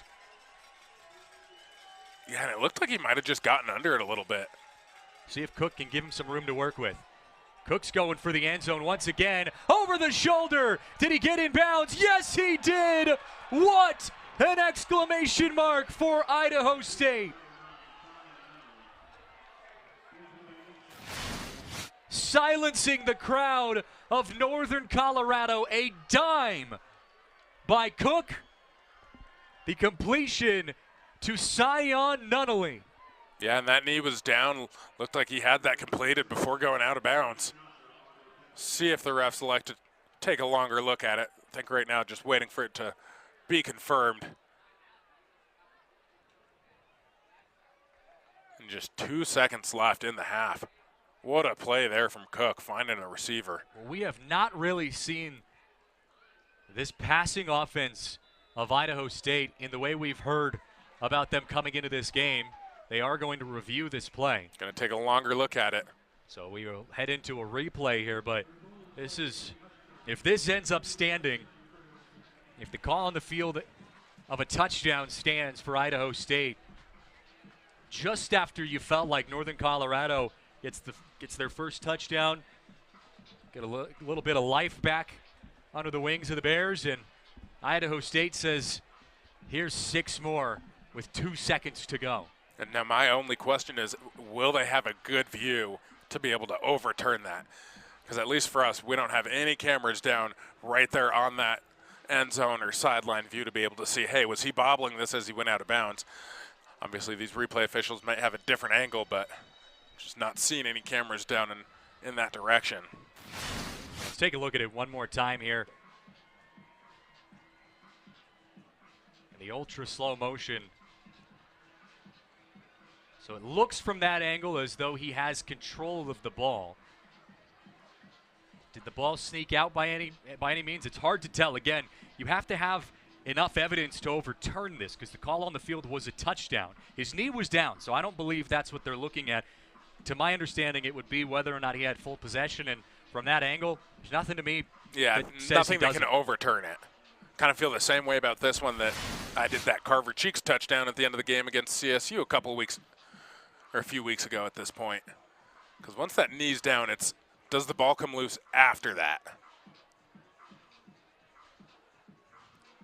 And from that angle, you can see like it maybe hits the ground. Here's the back angle. So the knee's down right there. Now the officials do have the ability to zoom it in, and so they can take a closer look at some of the angles that we're seeing as well. But again, you have to have evidence to overturn the play. And you had mentioned it. This giving flashbacks to the Colorado State. This angle, it looked like the ball might have hit the ground right there, but hard to tell. It's just from that zoom. Could have also been an elbow hitting the ground. I would say from the angles we've seen, hard to overturn it, but we'll see what the refs say. Yeah, and that seems like the right call. Again, and it's why so many people were upset for Northern Colorado side. So many people were upset about the CSU finish because it felt like the angles that were provided at the game in Fort Collins, it didn't feel like it was enough to overturn what was called on the field. Exactly. And that was, yes, you could make the argument that it was close, but it didn't feel like it was enough. And so I think the officials got it right. That's a impressive touchdown to cap things off. The extra point is good, 23-7. Yeah, and a little just demoralizing there for UNC, especially after having that 95-yard drive. It was really a quick first half, and then got down to about 3 minutes left in this second quarter, and it's slowed way down. I've had a number of drives. And it felt like Northern Colorado's defense made some adjustments for a little bit. I mean, they hadn't really seen the pass game to that level from Idaho State yet, but they had made some adjustments on the ground. They were able to force 2 punts back-to-back. And you felt like things were starting to shift a little bit towards Northern Colorado, and then Idaho State says, hey, see what we can do here. Yeah, and Cook was struggling quite a bit, honestly, before those last couple of drives. Had overthrown a handful of receivers, but you only need one. Exactly. And he got the one with 2 seconds to Nunnally, Sion Nunnally, who did a good job getting down with possession.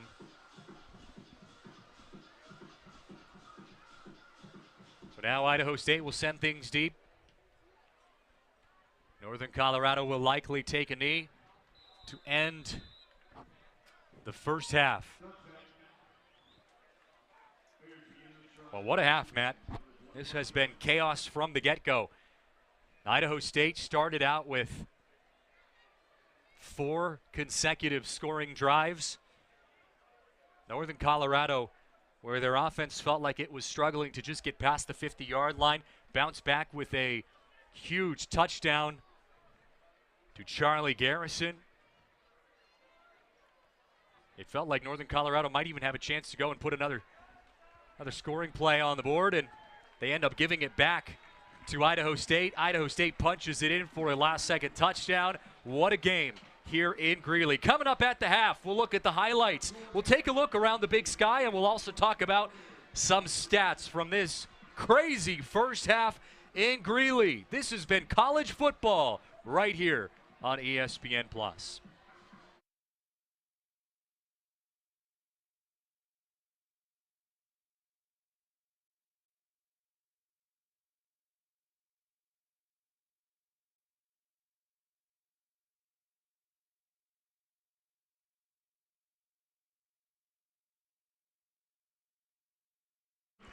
Welcome back. Halftime here in Greeley. 23-7 the score between the Bears and the Bengals of Idaho State. Matt, that was a heck of a way to end this first half for Northern Colorado, or for Idaho State. Really for both teams. I mean, Northern Colorado able to get on the board with a huge touchdown to Charlie Garrison, but then Idaho State, with 2 seconds on the clock, hits a dime of a touchdown. It's been a heck of a first half. Yeah, exactly. You mentioned it. When UNC was able to get that 95-yard touchdown drive, you thought, okay, they're going to be able to go into the half, still trailing, but with all of the momentum. And then Idaho State says no. They come back. Well, there were a couple drives in there, too, didn't go either team's way. But then Idaho State, 2 seconds on the clock, gets a 40-yard touchdown pass. Just a great way to go into the half for the Bengals. Well, you see some of these highlights here. It started out all Idaho State. They were 4 of 4. For the first 4 drives in scoring plays. And then Northern Colorado able to take some momentum back on their side. You see Charlie Garrison, tight end, punching it in for a touchdown after taking that contact. And you felt like Northern Colorado had a little bit of a hope left, in that first half. But then the sack there by Tahir brought the ball back to Idaho State. And I believe this was the touchdown pass from Cook to Nunnally. It was reviewed, and the call on the field stands. It was a touchdown play, 23-7 the score. Heck of a first half between these two teams. But now, if you're Northern Colorado, you got some work to do. You were down by 9 just a moment ago. That touchdown lengthens the distance a little bit. And Northern Colorado, they've got to come out in this second half ready to go, both on offense and on defense, if they want to keep in this game. Because Idaho State could start to walk away with this one offensively. as they get the football to start off this second half. We'll step aside for another break. After the break, we'll take a look around the Big Sky Conference as this first official day of conference play gets underway across the country. You're watching Big Sky College Football on ESPN+.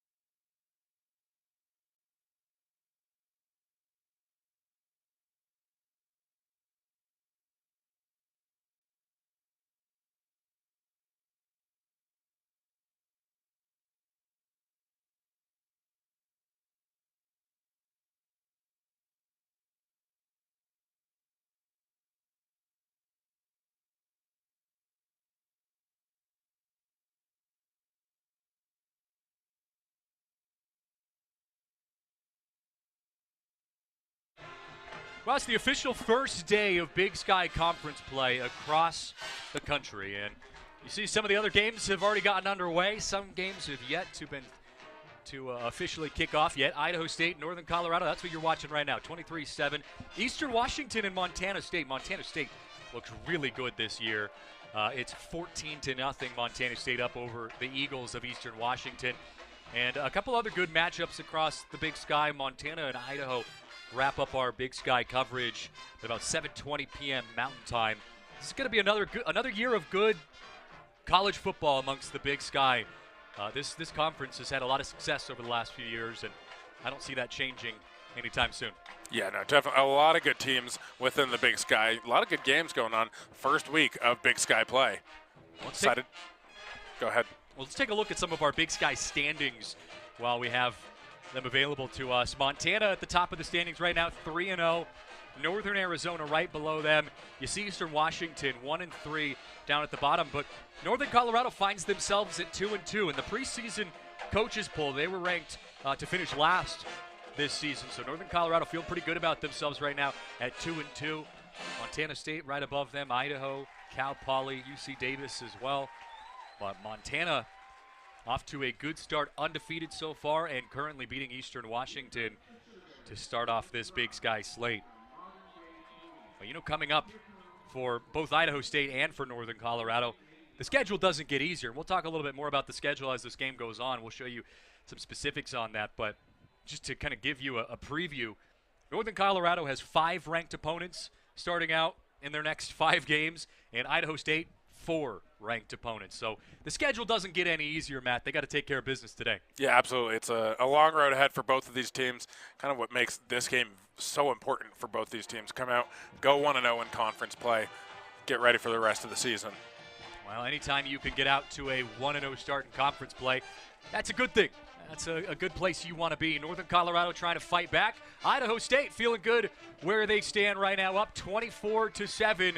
We'll take a break. After the break, we look at some first half stats, get you ready for the second half right here from Nottingham Field.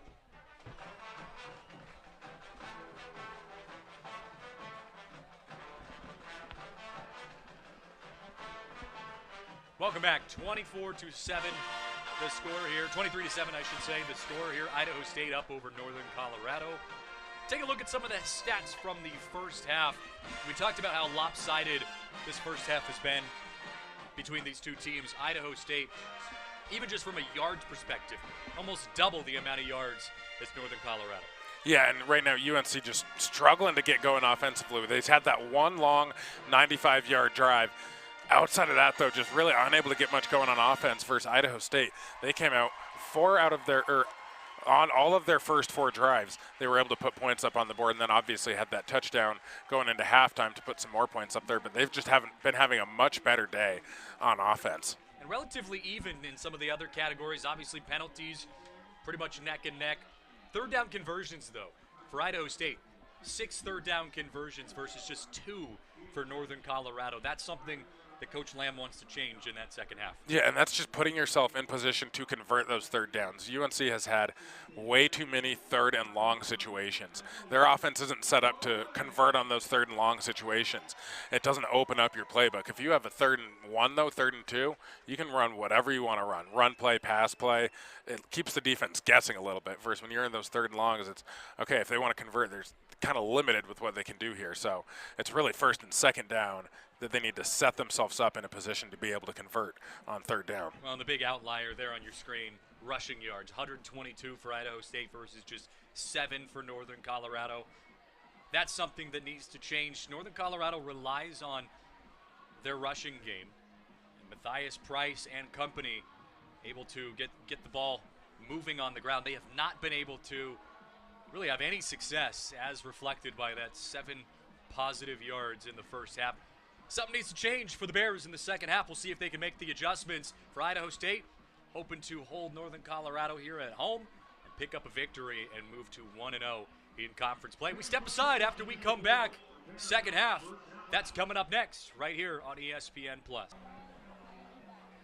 Welcome back. Second half, just 50 seconds away from kick it off here in Greeley, Nottingham Field. Christian Saez, Matt Gator on the call with you. Glad to be with you. This has been a fun one. And looking into the second half for both of these two teams, Northern Colorado will get the ball to start the second half. They've got to get out and get out to a pretty quick start. Yeah, they're, like you just said, they get the ball to start this half. I need to see something here from this offense from UNC. They had that 195-yard drive. Outside of that, didn't really have much going in that first half. I think this first drive is going to say a lot about how this second half will go.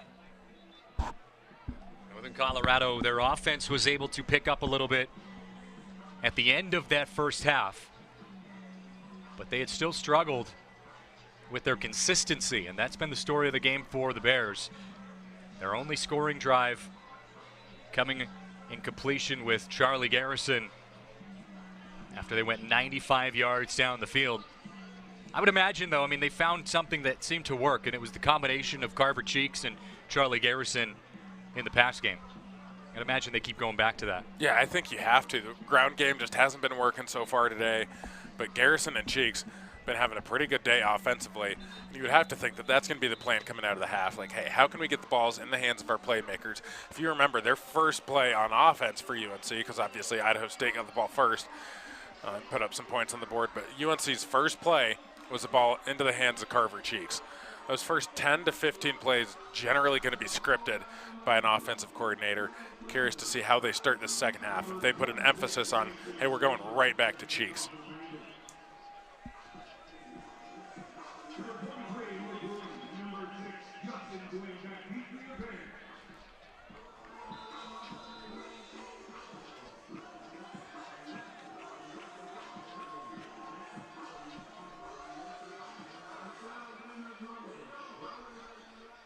Here's the kick by Sinatra.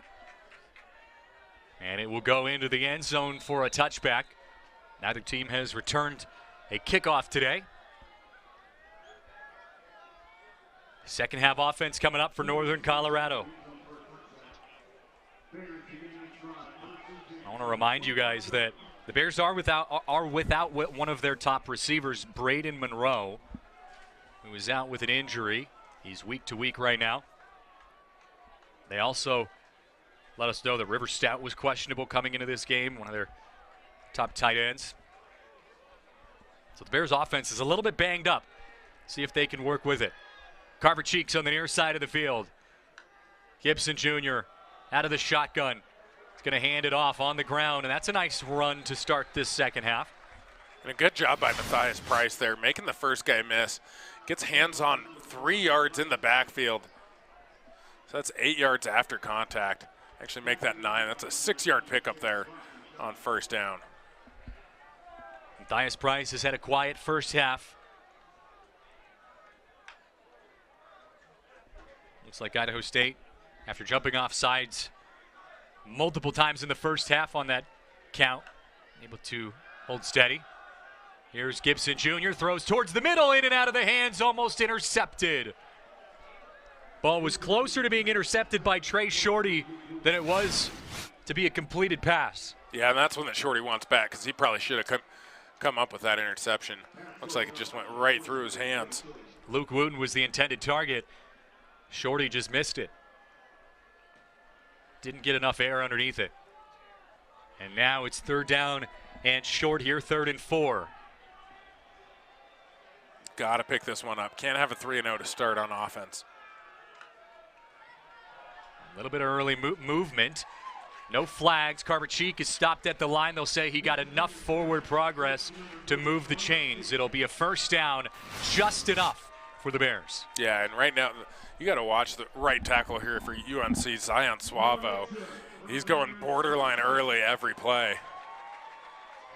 Yeah, that one was very close. I think I wouldn't have been surprised if a flag was thrown. And I'm all about getting as good a timing as you can get, especially if the refs aren't calling it. Just something he's got to be careful of.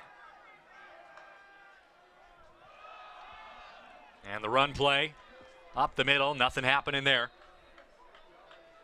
See that, not a great play or anything by that, but I like seeing that a lot more from the offensive line because, yeah, there was really nothing going there, but they at least pushed forward, fell forward, able to pick up 2 yards on that play. In the past, or in that first half even, that seemed like one of those plays where, hey, they're probably going to lose a yard or 2. Instead, able to pick up 2 yards, manageable 2nd down now. Brandon Johnson, the running back, on the near side of the field by Gibson Jr.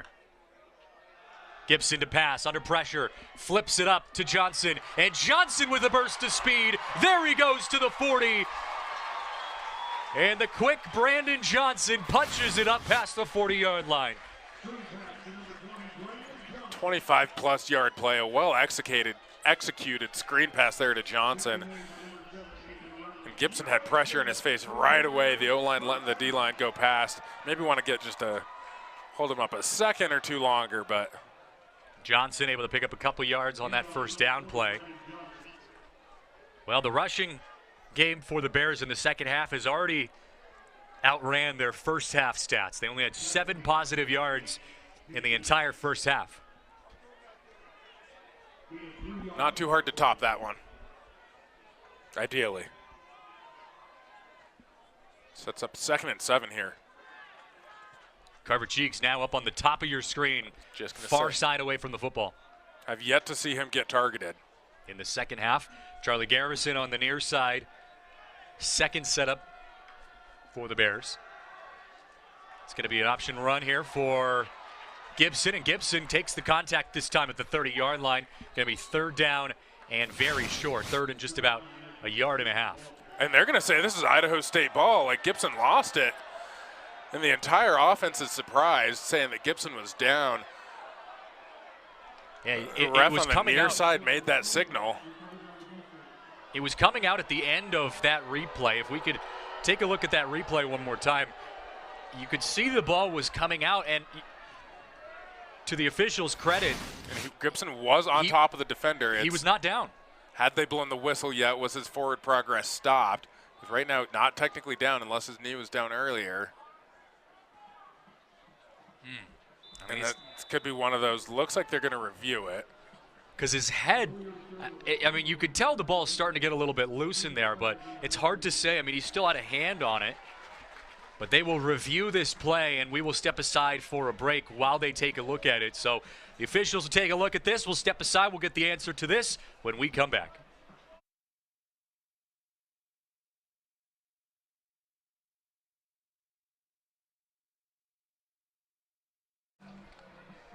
Well, back here as the officials are still reviewing this last play. Let's take another look at it here. This is a good angle.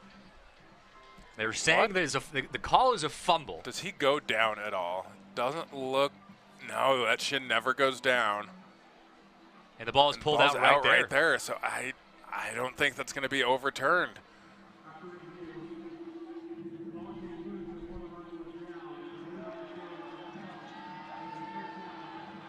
Yeah, it's going to be Idaho State football. What a turn of events for Idaho State. Northern Colorado marching down the field, turns it over. Coach Lamb still getting an explanation from the officials. That is a momentum shifter for the Bengals. a huge call. And I was just mentioning the fact that, it's the first time we've seen Gibson take contact in this game. And to be fair to him, the ball didn't come out on contact. The ball was stripped out as he was getting wrestled to the ground. Yeah, a great play by that defender just to stay with the play, even when it looked like to everyone else it was already done with. But so Northern Colorado gives it up. They cough it up at the 30-yard line, and now the Bengals will get a chance here to add to their lead. On the ground with Brooks. And Brooks only picks up a few, gain of about 4. Again, a good job of patient running there by Brooks, just trying to stay behind his O-line as they're getting a push. Follows his blockers, able to pick up a good 4 there. I like that run by Brooks.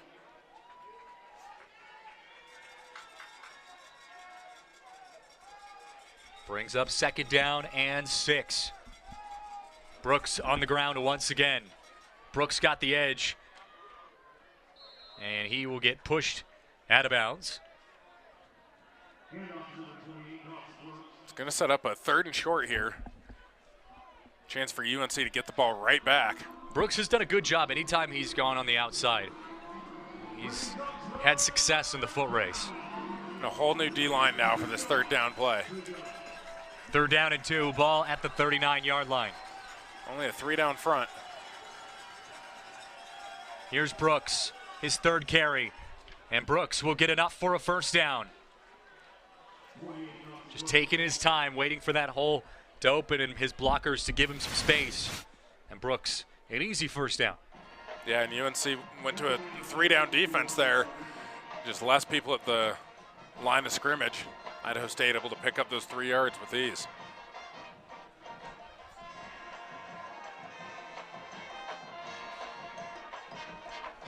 New set of downs here for Idaho State. 3 receivers set up on the near side of the field.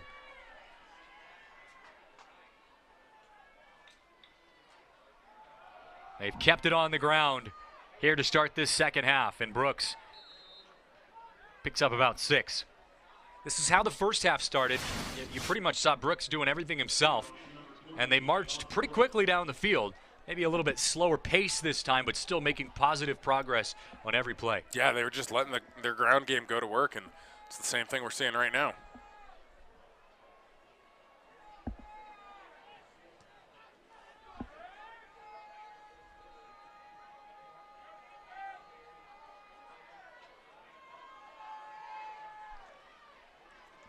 This time, new running back into the game. It's Sudbury, and Sudbury picks up a 1st down. Idaho State's ground game continues to roll forward, moving the chains. We talked about their 3rd down conversions in the 1st half. 7 3rd down conversions for Idaho State in the 1st half versus just 2 for Northern Colorado. Yeah, and it makes it so much easier when you're running the ball like they are, because it sets up 2nd and short, 3rd and short. A lot easier to convert there. First pass play of this possession for Idaho State. And Cook just has to sail it out of bounds. Yeah, and a good play there by Cook. Keeping the play alive, keeping those defensive linemen away from him. And knows he's just out of time, has to throw it away.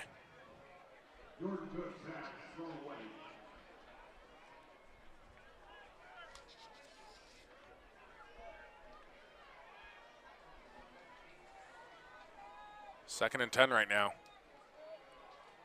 Bears need a stop. Here's the snap. Cook out of the shotgun. He can run it. And he's got some space. He's getting chased down from behind. The ball's on the ground. Northern Colorado looks like they have it, and they will. And the Bears turn the tides. Now at Idaho State's 30. These two teams just trading fumbles right now. See if we can't see who caused the fumble on this one. Just a great job of pursuit by the defense. And that was Cam Chappa coming in there, hawking that one down with his right arm, forcing the fumble. Dropped the hammer. And after Northern Colorado gives up the fumble on the QB run, back at Idaho State's 30-yard line. They do the exact same thing to Jordan Cook on the other side of the field. New life for the Bears. Matthias Price runs into traffic, and he changes directions. Going to pick up about 3, maybe 4 yards on the carry. Decent pickup there on first down for Price.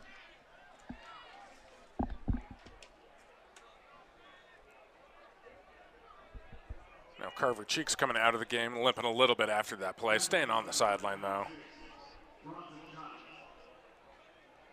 Northern Colorado came into this game with a plus .75 turnover rate, which was second in the Big Sky. Their first turnover of the game. Another run play by Matthias Price will set up third down and short. They're going to be 3rd and 3 for this Bears offense. And again, big to convert on this one. Don't want to have a turnover. Your defense just did a good job getting off the field. Can't have a 3 and out. Put them right back out there.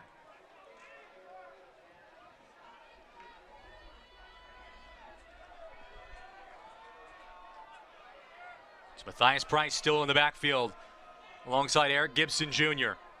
See if they try to get him to jump off sides.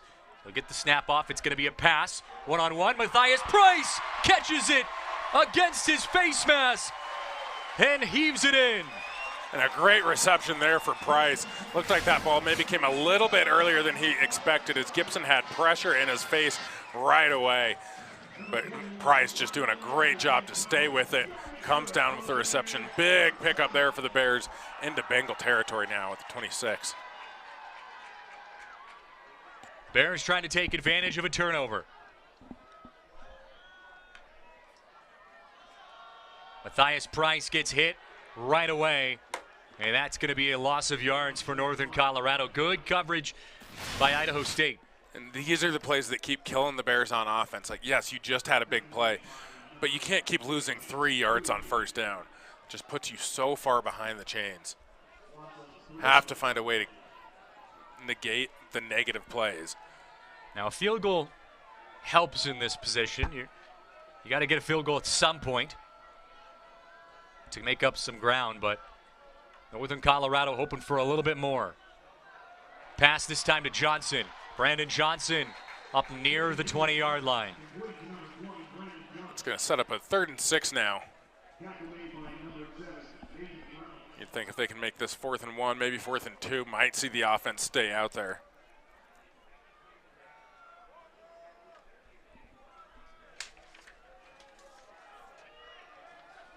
Big third down here, 3rd and 7. Ball at the 22-yard line. Brandon Johnson, the running back.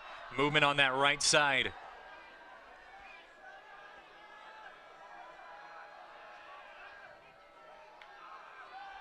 Gibbs will pass. Gibson will pass. He'll throw up top and incomplete, and here comes a flag.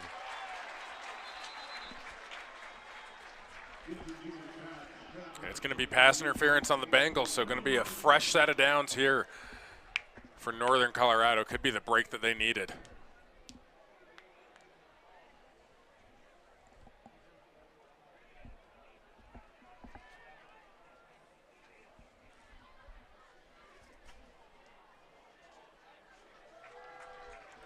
Looks like the mic for our referee isn't working, but nonetheless, you can see the pass interference call. Not sure exactly who this one was on. We'll see if we can see from this angle. Might have just been right there at the very end. Don't think he had a chance to get to that ball, but there was a tug on the jersey to slow him down.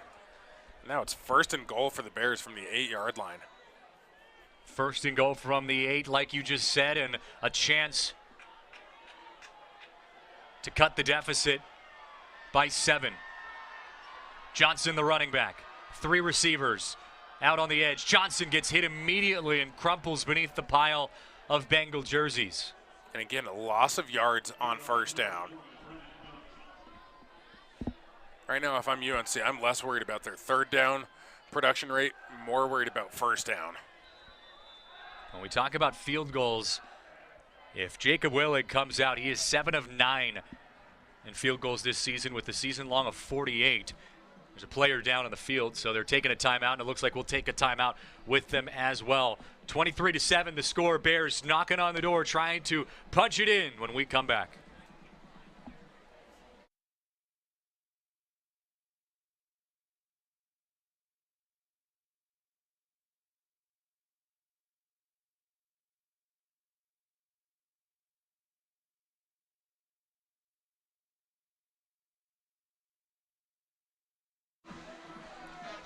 Welcome back, Northern Colorado.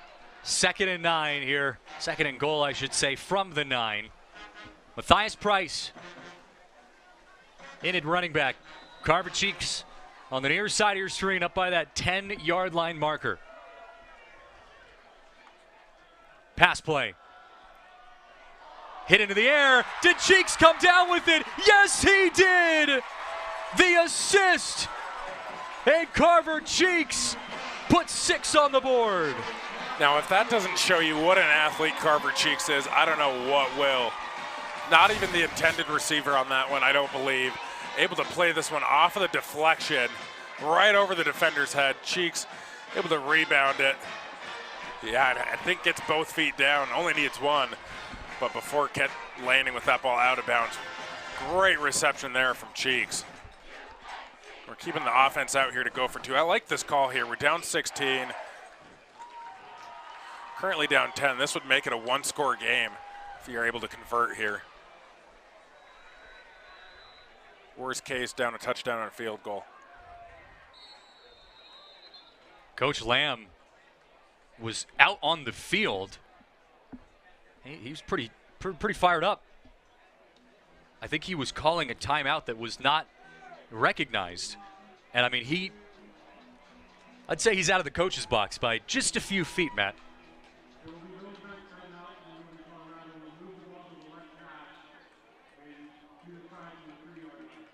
Looks like they were trying to get the ball moved to a certain hash. I believe in college, if you're going for 2, you can select which hash you want it on. Call. It didn't look like the refs were granting it to him at first, and that's what caused Coach Lamb to come all the way out there. And he's going to get his way on this one, so a good move by the coach. I mean, Lamb was lined up as if he was a receiver out there. Bears are going for 2 on the far hash.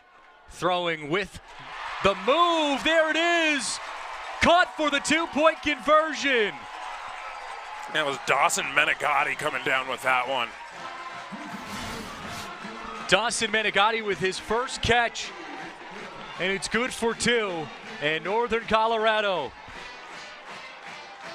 23-15. The Bears are getting themselves back in this game. 2 fumbles to start this second half. And in the end, the Bears take the touchdown, and they trail the Bengals 23-15. We're back with more after this.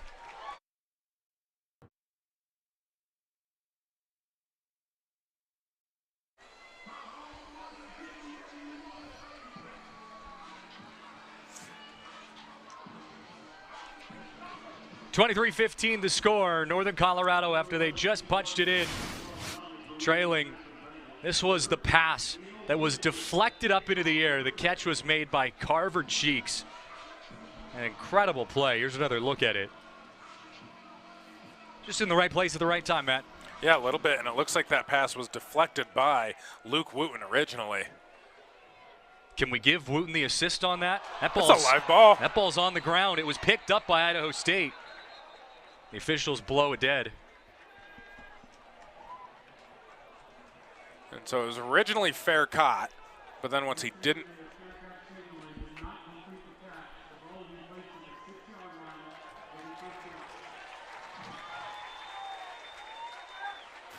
And that's when they changed the rules in college football a little bit ago.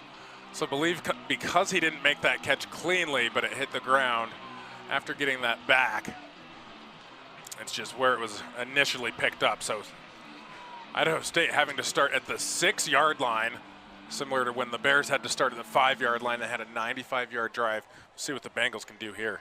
A good chance, though, for this UNC defense.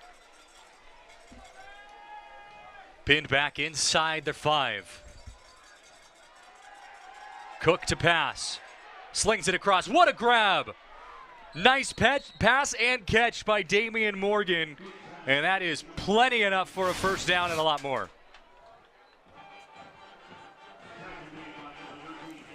And that's the play you want, especially when you start backed up near your own end zone. Get out of there immediately. Now across the 30-yard line is Idaho State. One play and move themselves quickly up the field.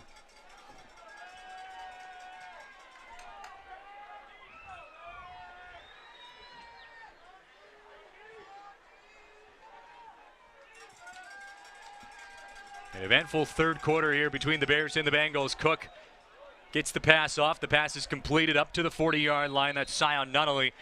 Has that incredible catch for a touchdown right before halftime, and he is the target. It's going to set up a 2nd and short here. Wouldn't mind seeing Idaho State take a shot down the field, especially with how good their run game has been. No, they have a good chance of picking up the first down on 3rd down if they can't get it here.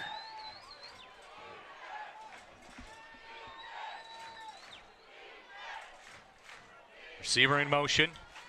They're going to go on the ground to Brooks, and Brooks has a lane. Brooks tiptoeing through tackles to the 35. And a 25-yard run there from Brooks. Just able to make a few guys miss. Right there, that was the big miss tackle.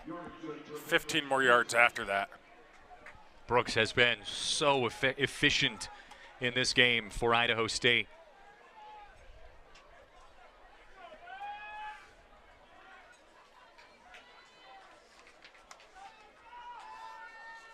See if they opt to go back to Brooks on first down. He's still at the running back. End up handing it off. It's going to be a sweep around the edge. Raiden Brown. And right now, this is a really good drive going here for Idaho State. Just a couple minutes ago, they were backed up to their own 6-yard line.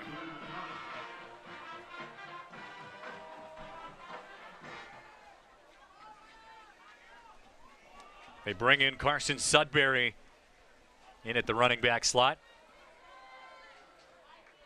Still a 4-receiver set. Out of the shotgun is Jordan Cook. Cook, plenty of time. Time to think, and just a bad pass. Had all the time in the world and just underthrew it just a little bit behind his target, Damian Morgan. Yeah, it looked like it, like you said, thrown behind him. Morgan also might have slipped on that one. Not sure if that was before or after the pass came out. Sets up a 3rd and 6, though.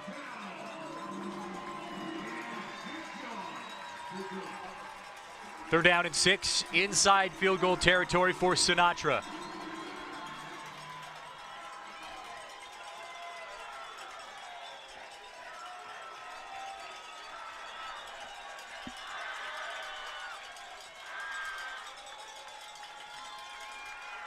Pass play coming across the middle, dropped. It's dropped by Damian Morgan. Again, the pass was behind Morgan. He had to turn around his body, and he can't come up with it. Yeah, he was just unable to hold on to it. Going to set up another long field goal here. This one, instead of 49 yards from the right hash, going to be 48 yards from the right hash.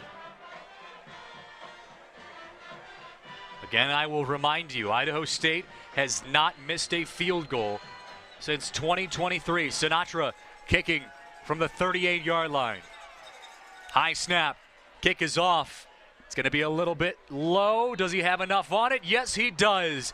And Sinatra continues his undefeated streak. 100% from the field. This special teams unit is incredible for the Bengals. Yeah, and reopens it back up to a 2-score game now.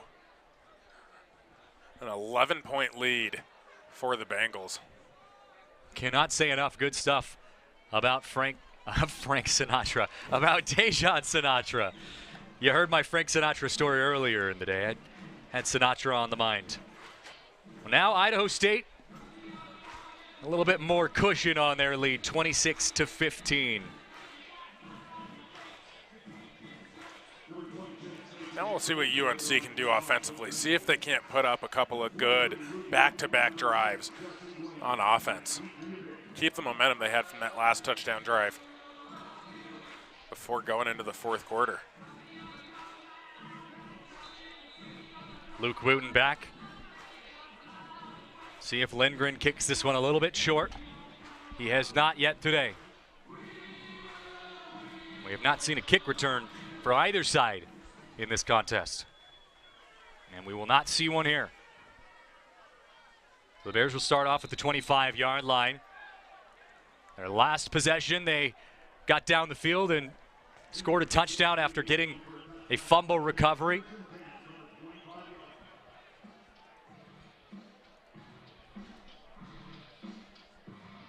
Their receivers have done a lot of the work for Northern Colorado offensively in this entire game, but especially in this second half.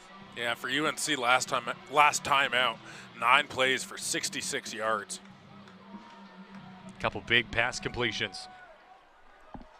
Stacked up on the far side, 2 receivers. Up the middle, and that's a catch. And still moving is Menegatti. 24-yard reception there for Menegatti. This is where UNC has been doing good on offense. Those like 15 to 20-yard pass plays in the middle of the field. That's what's been working against this Idaho State defense. Going back to the pass play. This time, Matthias Price is all by himself, and he had a lot of room to work with. Ends up getting up just a couple yards short of the first down. I'm actually surprised he was not able to get more than that. I mean, when he caught that ball, there was not a single white jersey around him.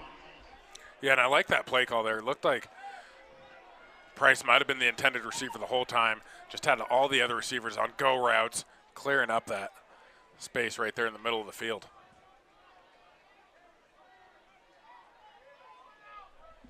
So brings up second down and 3. Yeah, and they're going to get Suavo this time. He left a little bit early. He's been doing it for a while. This is the first time he gets called. Yeah, you had mentioned that on their last drive, it felt like there were 2 or 3 times that Suavo was jumping where it was borderline callable penalty-wise, and this time Northern Colorado gets tagged with it. And it's one of those, especially as a tackle, trying to get back in your set. Yeah, you're going to try to jump the snap maybe a little bit, but you can only do it as much as you're going to get away with it. He was getting away with it earlier, got called for it that time, though. Got to be careful now.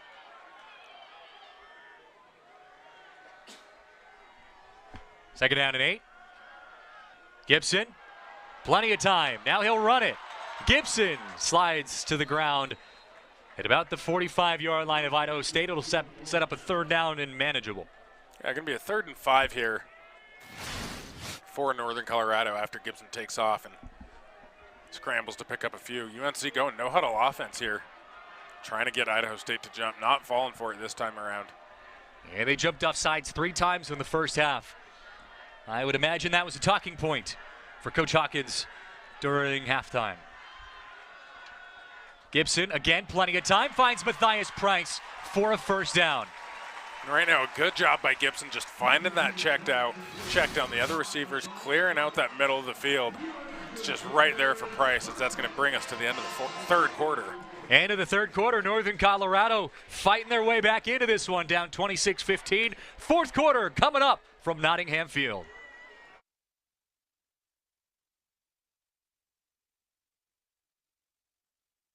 For 301. Yards that most of it was passing.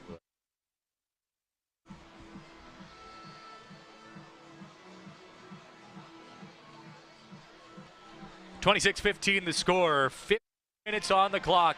Got a heck of a game here. Bears and the Bengals. The first official conference matchup of the Big Sky underway here in Greeley. And this final fourth quarter, Northern Colorado trying to punch it in here with the football. They got the touchdown on their last drive, went for 2, got the 2-point conversion. Idaho State marched back, got a touchdown of their own, or excuse me, a field goal of their own. And now Northern Colorado with a chance to cut the deficit even more if they can get into the end zone here. Got some work to do at the 35-yard line, just about. Bears fans have been hanging in here, watching this game, hoping to see the first conference win for Northern Colorado since November of 2022.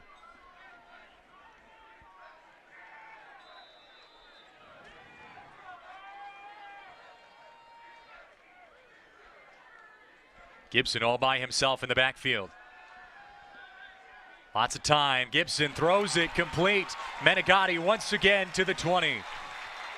Yeah, and Menegatti's turned into one of Gibson's go-to receivers in this second half. Yeah, first half it was a combination of Carver Cheeks and Charlie Garrison. Now Menegatti adding his name to that list. Cheeks is targeted this time. This pass was zipped behind him. Yeah, and just a miscommunication there from Cheeks and Gibson, it looks like. One of them missed their spot on that one, and again, have to draw attention to it. Right tackle Zion Suavo looking to leave maybe a little bit early there on that last play again. As long as the refs aren't calling it, though. They penalized him earlier in this drive.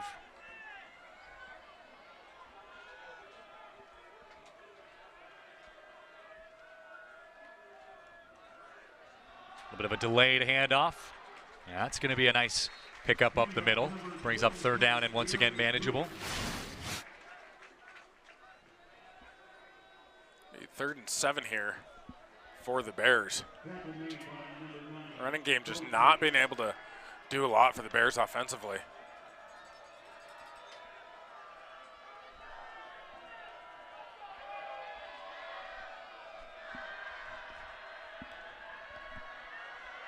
Pass play coming. Looking towards the end zone. Carver Cheeks just dropped it. He had it in his arms. That was as easy of a pass as he's seen all day, and he just missed it.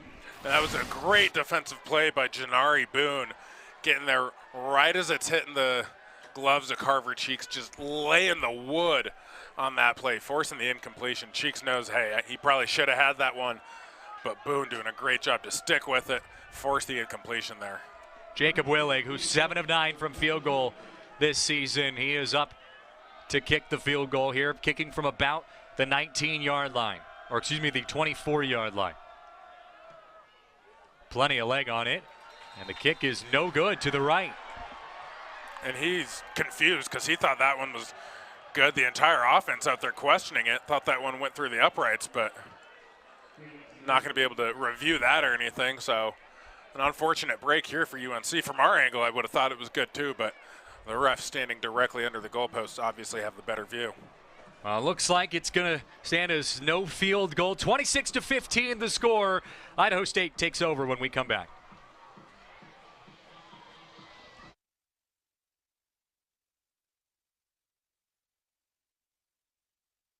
Well, Northern Colorado had a picture-perfect chance to not only get the first down, but possibly take the ball into the end zone on a pass that was dropped on tight coverage by Carver Cheeks. A rare missed opportunity between Gibson and Cheeks ended up forcing the field goal that was missed. So now Jacob Willig, 7 of 10 from the field goal spot. And Northern Colorado will keep the score at 26-15. Idaho State takes over now at about the 20-yard line. Yeah, this is where you really need your defense to stand strong here. Currently down 11. UNC needs to get this ball back. Brooks, the running back.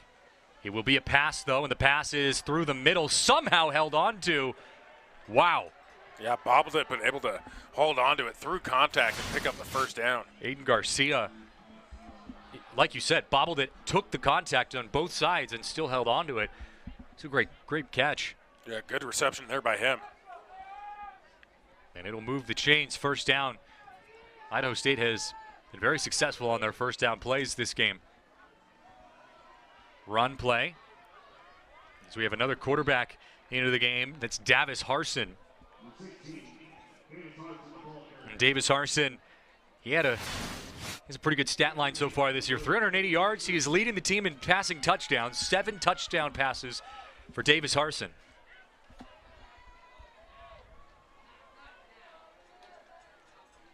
Looking at a second down coming up here. Idaho State opting to go to another quarterback as their offense has stalled compared to that first half. That's a nice run there by Brooks. And just interesting timing-wise in the fourth quarter, with most of the fourth quarter left, to see this be the first that we're seeing of the new quarterback here for the Bengals.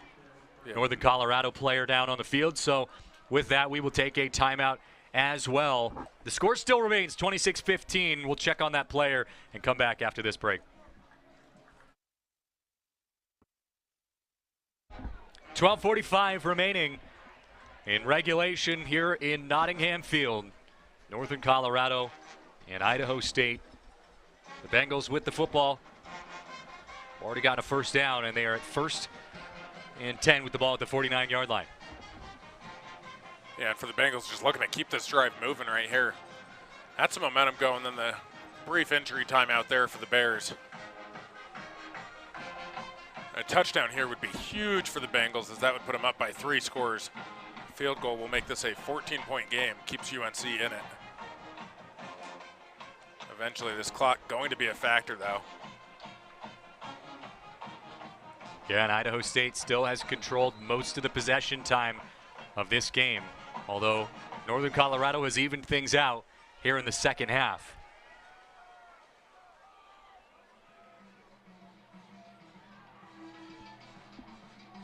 Not sure what we're waiting on here. A little unsure as well. Looks like that. Okay, now they got the play clock started.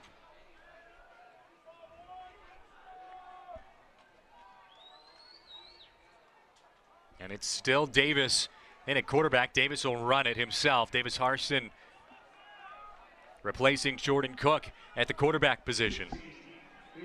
I'm still a little intrigued just by that decision, the rationale behind it. I'm sure Coach Hawkins and staff have one. That time Davis with the design QB run, and I think this is what we're going to see likely the rest of the game from Idaho State, as long as they have this lead, as they're starting to slow things down, take a little bit more time off this clock, probably not snapping it with any more than 10 seconds on the play clock. Davis takes it, hands it off to Brooks, and Brooks nowhere to go. He'll get hit, and here's a 3rd down coming up for Northern Colorado. And Davis can pass it. Like I said, he's leading Idaho State in touchdown passes with 7 on the season. It's not just a running team when he's in at quarterback. This is where UNC has to get off the field right here. 3rd and 6.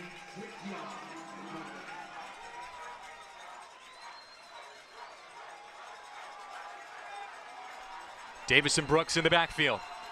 2 receivers on either side of the football. Northern Colorado brings pressure. Throw through the middle. Incomplete pass. Davis just let him a little bit too much there. He was unable to come down with it. Was Nunnally. And now the punt coming up for Gabe Russo.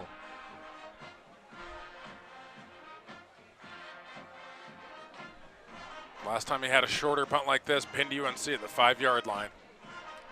Northern Colorado does have a muffed punt here at Nottingham Field. Got to be careful to field this one cleanly or let it bounce. Luke Wooten back.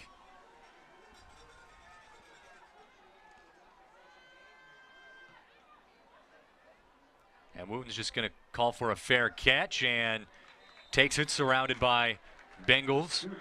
It's going to be inside the 10-yard line as Northern Colorado's offense will come back out.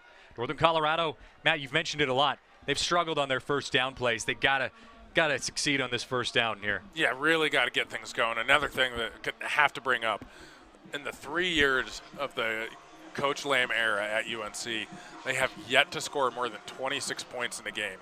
And those 26 points came just a week ago. Before last week, they had yet to score more than 23 points in a game. Well, in order to win this one, you're going to have to score 26 or more than 26, I should say. 26 would tie it against Idaho State. They're down by 11.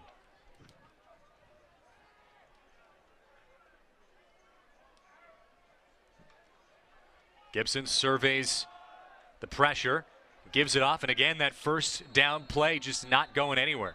And they just have not been able to run the ball really all day. Not sure what they thought was going to change there, but this defensive line from Idaho State doing too good of a job against UNC's O-line.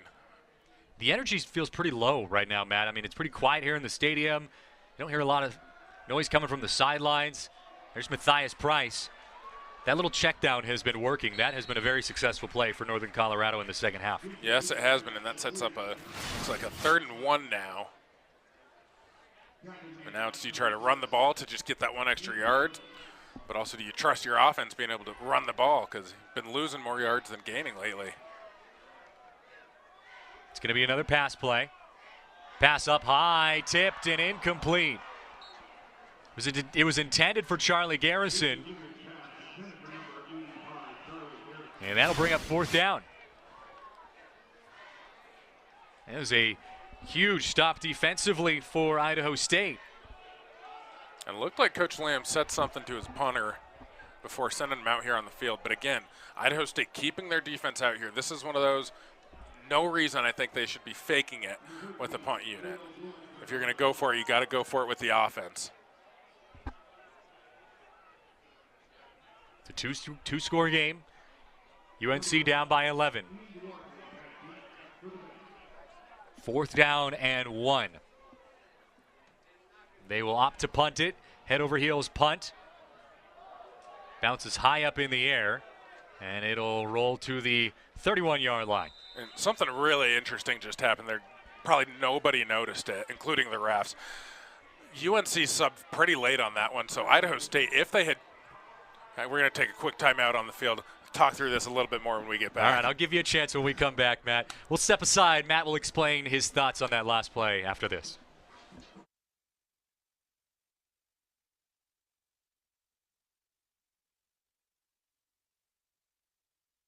Back here, the wind's starting to pick up just a little bit as the Bears and the Bengals take the field. Idaho State will have the football after that punt. First down and 10 here for the Bengals.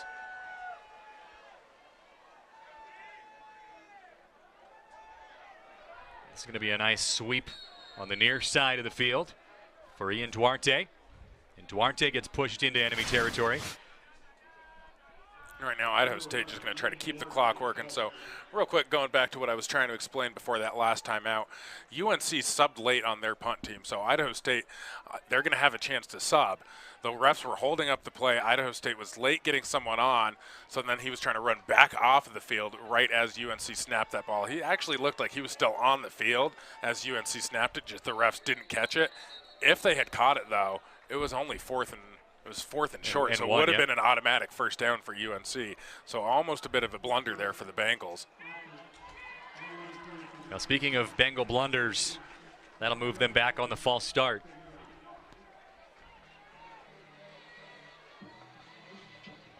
Idaho State has lost the penalty game here in Greeley so far, but is still up by 11. Second out and 7. Keeping it with, nope, they're going to pass it. Incomplete pass. As Davis went down at the end of that play, no flag on the field. Oh, maybe there is a flag.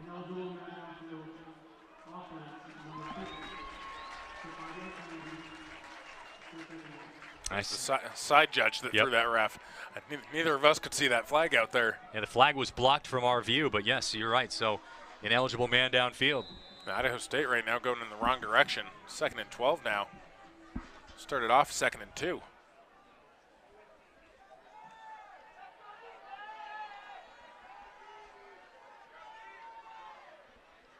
Three receivers set on the far side of the field. It's going to be a pass by Davis. Davis hit across his body. What a grab! The pass and catch. Ian Duarte, the receiver, and that'll move the sticks. Yeah, and Duarte doing a good job getting open there. Finding an empty spot, and that's coverage of the UNC secondary. Heck of a throw by Davis Harson. And again, fresh into the game. And again, this Bengals offense across midfield now. Northern Colorado defense doing everything they can to come up with a stop here. Field goal, and it's still a 2-possession game, but a touchdown makes this a much higher hill to climb. You know, in our open to the show, we talked about this Bengals offense nearly leading the Big Sky in total scoring and total yards. Had 2 games in their first 4 with more than 500 yards. trying to get to that number again today as they are at 453 right now. Yeah, it helps when you beat a team 90-0. It does help. That'll definitely push the stat book forward a little bit, but Only a little more than 500 yards in that game, though. yeah, that is a crazy number. You'd think you put up 90 points, though. You'd have more than 500 yards. Yeah, you'd have 1,000 yards is what you would think. Handoff and swallowed up by the defense of Northern Colorado. All over that one. Number 3, Ezra Akuban. Third down and long coming up for UNC.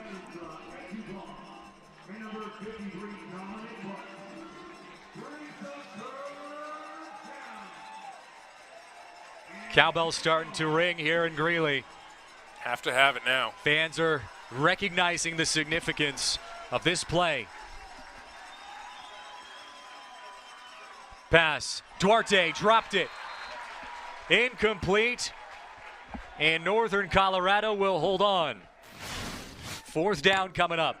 Looked like the UNC sideline was trying to say it was a backwards pass from our vantage point. Didn't look like it was.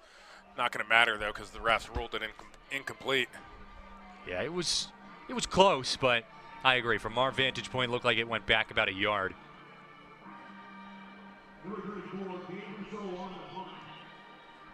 Russo to punt once again. He's done a lot more punting in the second half than he has in the first. Had a nice high-hanging punt.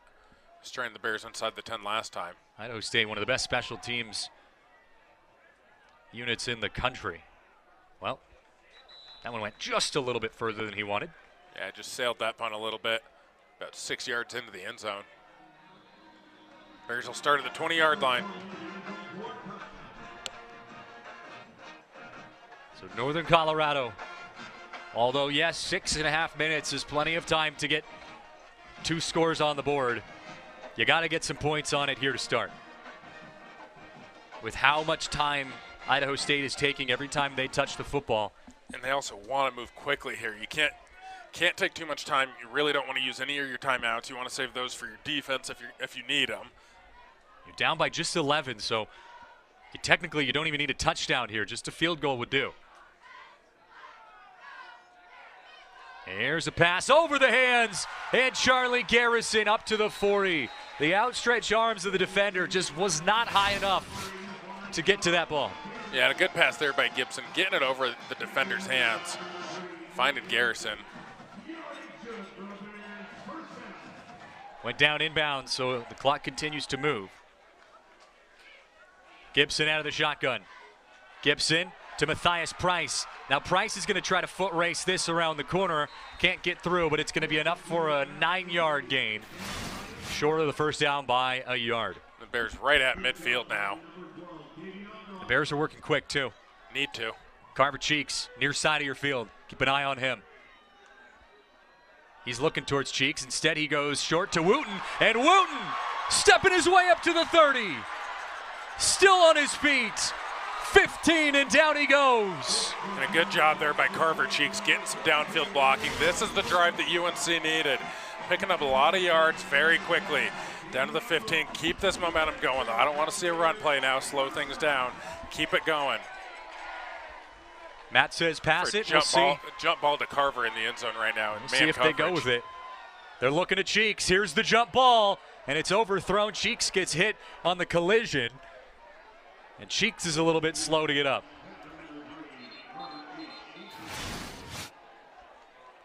I like the play call there, though. Finding your guy in the end zone. That ball just needed more air under it. Let Cheeks make an adjustment.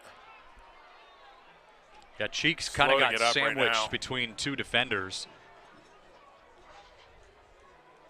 And that's never a good sight. Remember, Northern Colorado is already down one of their top receivers in Braden Monroe. River Stout also day-to-day and questionable coming into this game. I have not seen him yet.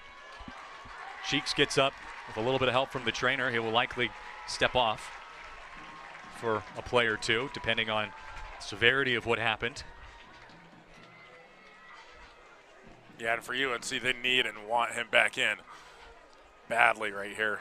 Well, again, Northern Colorado does not need a touchdown here. A field goal would get you halfway, basically, at least from a scoring perspective, to where you need to be. They don't, but you really have to go for the touchdown here and the 2-point conversion, because you also got to keep in mind if you don't get that 2-point conversion, then you also need another touchdown on top of it.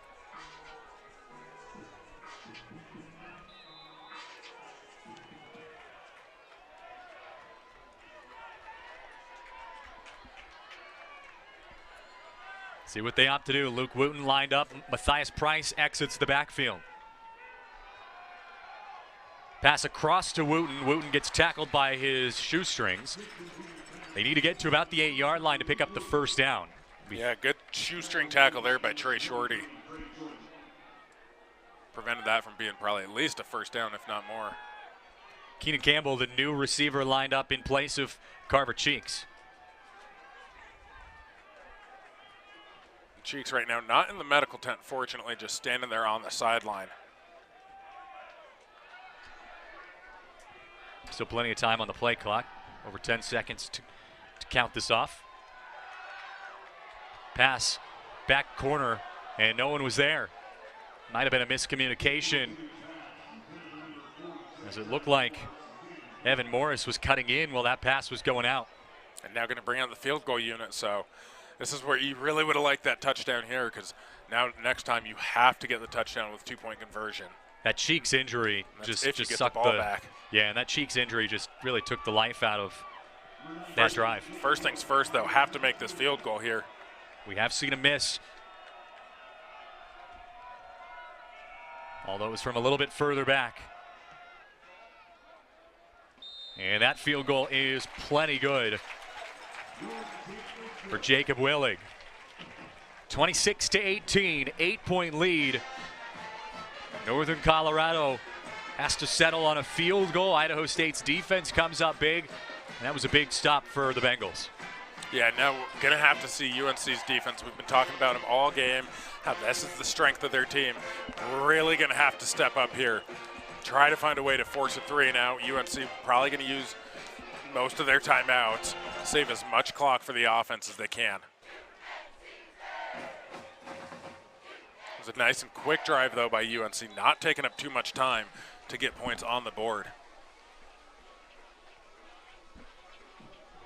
Both teams do have a turnover. Turnovers were both on fumbles by the quarterback. Other than that, it has been a relatively clean game on both sides.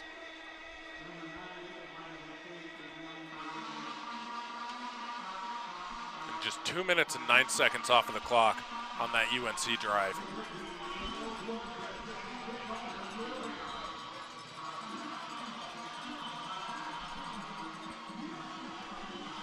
Blumentritt steps up and kicks this one away. Idaho State was ready for the onside kick there. Can't blame them for playing that one safe, but UNC just kicking it deep. Putting trust in their defense. Well, Northern Colorado, their defense has kept them in every single game so far this season. Against Colorado State, their defense allowed them to be within just one score of winning the first game in Fort Collins against CSU in 125 years. And then on the road, South Dakota, Houston Christian. Their defense has come up big all season long. Can Northern Colorado's defense come up with the stand here? Idaho State trying to get their first conference win of the season. Brooks, not a lot of running room there, picks up about 3 yards. Coach Lamb electing not to use his timeouts yet. Might be trying to save at least one for the offense. See what happens if they get another stop here.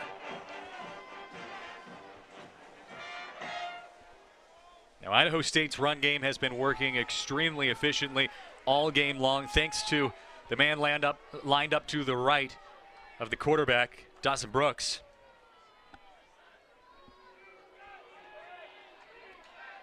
Shotgun. It's going to be a pass.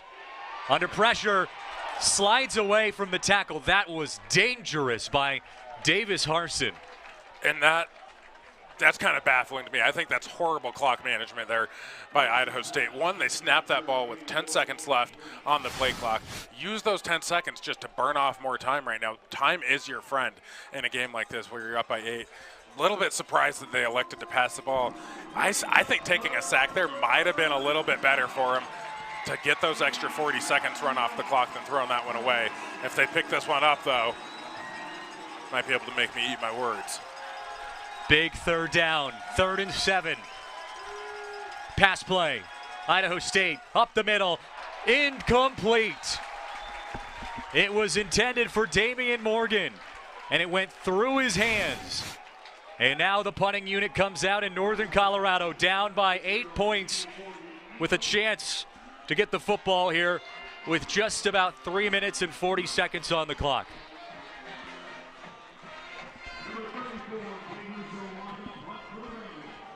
And Idaho State only used 1 minute of clock there, and somehow UNC didn't have to burn any of their timeouts. I think that's a poorly managed drive right there by the Bengals.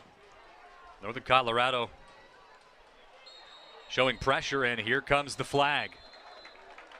Looks like a false start. UNC sidelines clapping, so likely against the Bengals.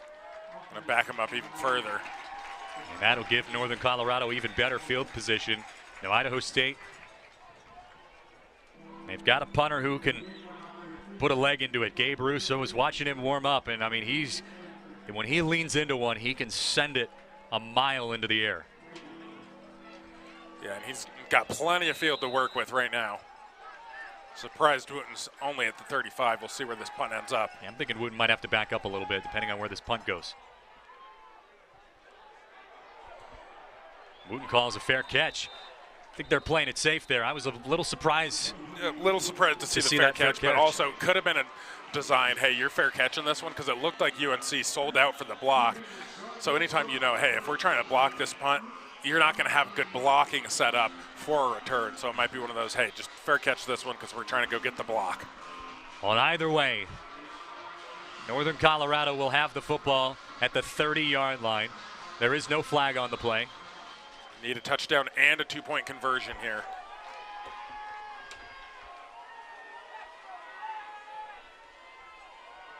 Gibson out of the shotgun. One-on-one, a lot of contact there. And I don't see a flag. I think that's a good no call. It's a good call? That wasn't pass interference. The defender was playing the ball the entire way on that one. This crowd's not happy about it, but that's a good job by the refs letting him play there. Coaching staff was pretty frustrated too. It's the handful of the jersey. He did have a handful of the jersey. That's where I can see, yeah, you might want that call. I don't think he's slowing him up, but anytime you see that jersey being pulled like that, a lot of the times you're going to get that call. I think the reason I was looking at that too is because we've seen that called twice earlier in the game on what seemed like less contact. Gibson's going up to Cheeks. Good to see Cheeks back into the game, and he misses that one, and now here's 3rd down. Yeah, quickly 3rd and 10. And this is one of those, now you have to decide if you don't get this, do you go for it on 4th down or do you punt the ball away knowing, hey, you still have 3 timeouts, your defense just had a good defensive stand. It is 3rd and 10, so you got to get a chunk of yards here. If you know you're going for it on 4th down, maybe you opt to just send it over the middle and pick up 5 to 7 yards. We'll see what they decide to do. Out of the pocket goes Gibson, finds Matthias Price, and Price is going to get short. And it looks like Idaho State knew what was coming there. One of their defensive linemen on this near side here, you can see he was just playing the tight end right there, not wanting to let him get out for any lead blocking, and UNC is going to punt this one. Probably try to get it off quickly.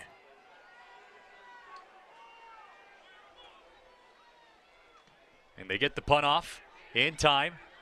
Duarte's going to let it bounce, and it's going to bounce out of bounds close to the 20-yard line, a couple yards further than that. It's going to be at the 22-yard line, maybe 23. Actually, they walked it all the way up to the 24. So decent field position here for Idaho State, but they got to get something moving offensively. Yeah, and this Bears defense going to need to come up big again this time around. Really 4 timeouts for UNC. They're 3 timeouts plus the 2-minute timeout. New to college football a year ago.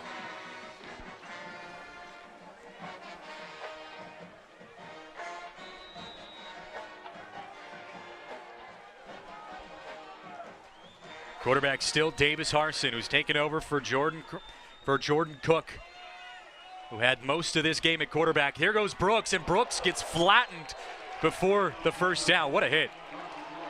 Yeah, it was a great hit there by the defender from Northern Colorado. However, it was still an 8-yard pickup. Now if you're Idaho State, you can let this clock run all the way down, run it again. Gonna have to run one play before this 2-minute timeout.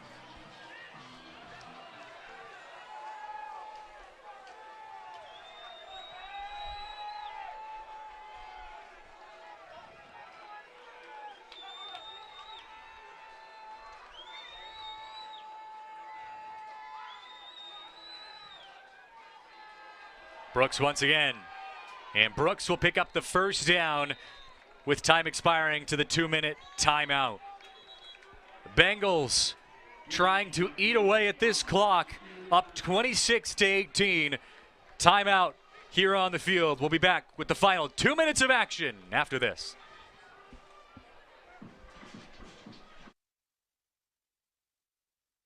It all comes down to this, final 2 minutes. So this fourth quarter and this opener of the Big Sky Conference in 2025 between the Bengals and the Bears. Glad we could be with you on this beautiful Saturday afternoon. The sun arching down into the sky here in Greeley, Colorado. You could not have asked for a better day for football. Christian Sias, Matt Gator wrapping up the call with you guys. It's been fun, Matt. Yeah, it's been a really good game. UNC trying to make it interesting here towards the end. Just had a good defensive stand. Fortunately went 3 and out on offense, asking their defense to pick them up here again. Still do have all 3 timeouts, so first down doesn't necessarily mean game over, but UNC has to find a way to slow down Dason Brooks.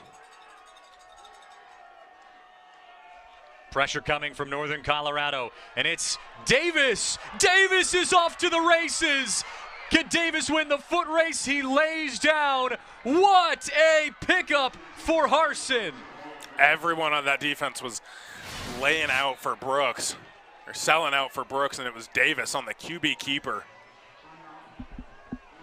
Huge pickup there. The dagger for Idaho State. Wow.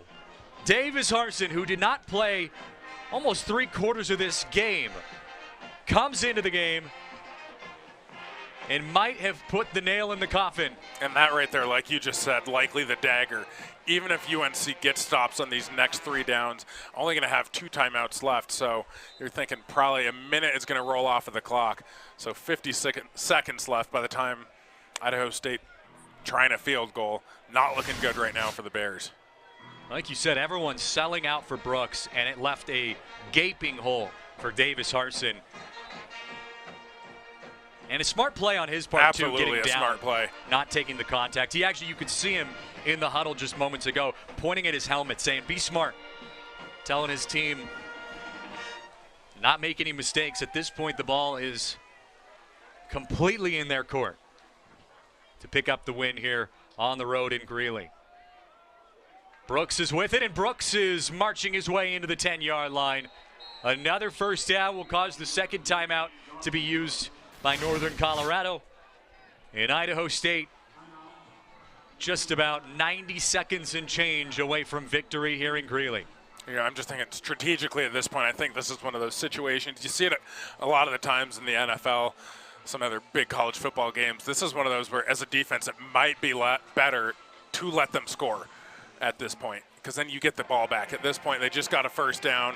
You're only going to have 1 timeout left. They'd be able to burn off all but 20 seconds on the clock and kick a field goal to go up by 2 scores. Versus you let them score a touchdown here, yeah, you're down 2 touchdowns, but at least you have a little bit of time on the clock. They're both bad situations to be in, though, I'll tell you that. Yeah, I mean, pretty much go all out on try to knock that ball loose. But aside from that, like you said, you're faced with a rock in a hard place.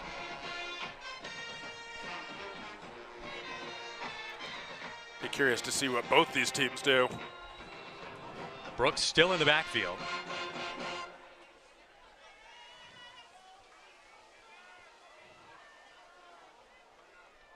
And it will be Brooks. Brooks dancing his way through to the 5-yard line, maybe shy of the 5-yard line by just about a yard. He'll be placed at the 6-yard line, and he will stay in bounds, so that stops the clock, so that keeps the clock rolling and forces Northern Colorado to take a timeout to stop the clock. And most definitely not trying to let him score on that one. Just doing the math, though, you're going to have 40 seconds wind off after, assuming they stay in bounds and keep the ball on the ground. 40 seconds after second down and third down. So that right there brings it down to 19 seconds, not counting how long it takes for each of the plays. So you're looking at 10 seconds at best right now. Yeah, you're pretty much going all out for field goal. You're going to pretty much be going all out for a fumble at this point if you're Northern Colorado. Try to punch that ball out at any cost. And like you said, a score really doesn't mean anything at this point.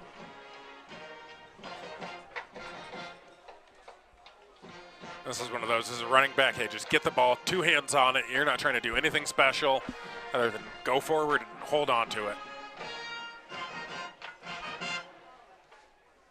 Second down and goal at the 6-yard line for Idaho State.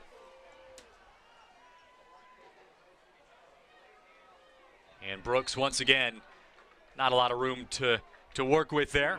Third down coming up. And now the clock will continue to roll as Northern Colorado is out of timeouts. You know, man, I know it's easy to play the what-if game, but I go back to that incomplete pass to Carver Cheeks and the good coverage, you know, that was a couple drives ago in the corner of the end zone. It just felt like everything was moving for Northern Colorado up to that point. And right when he dropped that pass, that kind of changed everything. And I'm not putting this on Carver Cheeks. He's had a heck of a game, and he had great coverage against him. But it felt like that was the moment that everything kind of slowed down for Northern Colorado. As you see, Davis Harson dives short of the touchdown. And it looked like that might have been intentional there by him to go down. So a smart play, unselfish play by Davis Harson. But it just, I'm just thinking back to that play, though, as the one that I felt like the energy never popped back up from that. I completely agree. UNC had a lot of energy, a lot of momentum going into that. And right now, Idaho State's keeping their offense out there on 4th and 2. This makes not any sense to me if they're running an actual play here. Yeah, they might let this clock expire. Yeah, they're going to just use all the time here and then kick a field goal. There would be no reason to go for it on 4th and 2 right now. Take the delay of game, and they will. So there's 7 seconds stopped on the clock with the delay of game now. And now the field goal unit will come out, and some of the Bears fans are sensing the inevitable at this point here in Nottingham and heading towards the exits as the Bengals will look to put this one away.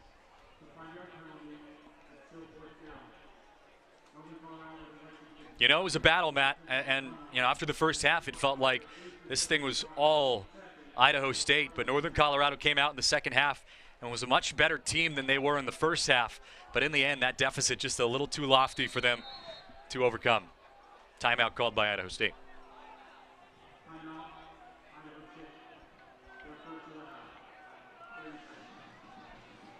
So they reset the clock to 8 seconds, so there's going to be about 5 seconds left after this. So obviously, if they make this game over, UNC has to find a way. And haven't missed a field goal since 2023. Yeah. So they got that going against them. They got that going for them. UNC needs a block and then hope that the ball finds the hand of one of their speedsters on the edge to take it to the house. And even then, you're still facing an uphill battle.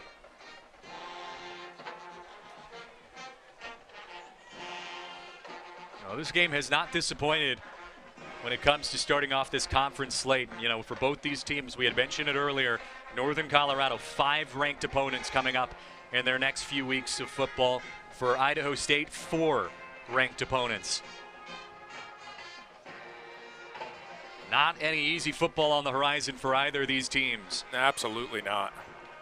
Idaho State likely to start things 1-0. They will go for it on 4th down. He's just trying to use the rest of the clock. That's a smart play right there. Going to be 1 second left, though.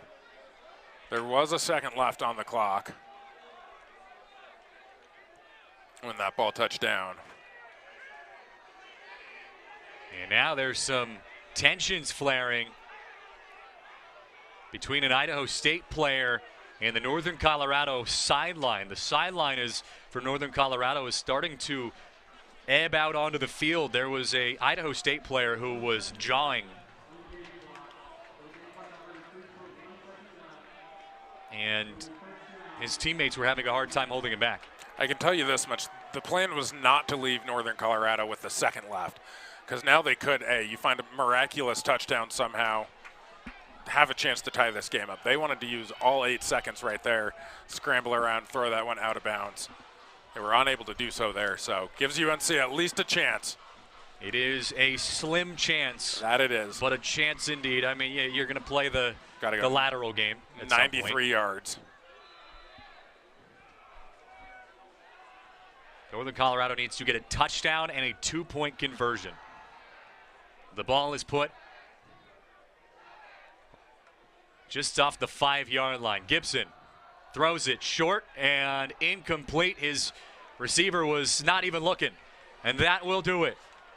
Idaho State will go 1-0 to start the Big Sky Conference, and they head out on the road in Greeley and pick up the victory by a final score of 26-18. The Bengals, coming off of a 90-0 win last week, add on a 26-18 victory onto their season. Yeah, and for the Bears, just another 0-1 start in conference play, fall to 2-3 on the season, and like we mentioned earlier in the broadcast, 5 ranked opponents coming up now for the Bears, 4 ranked opponents for the Bengals, so it's tough sledding throughout the rest of the way for both of these teams, as the Big Sky Conference always is. A lot of film to watch, though, for both of these teams really to rebound and get ready for next week. Well, it was a hard-fought battle on both sides. Idaho State came out swinging in the first half, got themselves out to an early lead. They were 4 of 4 in their first 4 possessions of the game on scoring drives. And then Northern Colorado said, you know what, we'll get ourselves right back into this one. They got a touchdown going into halftime. Idaho State got a last-second touchdown with 2 seconds left.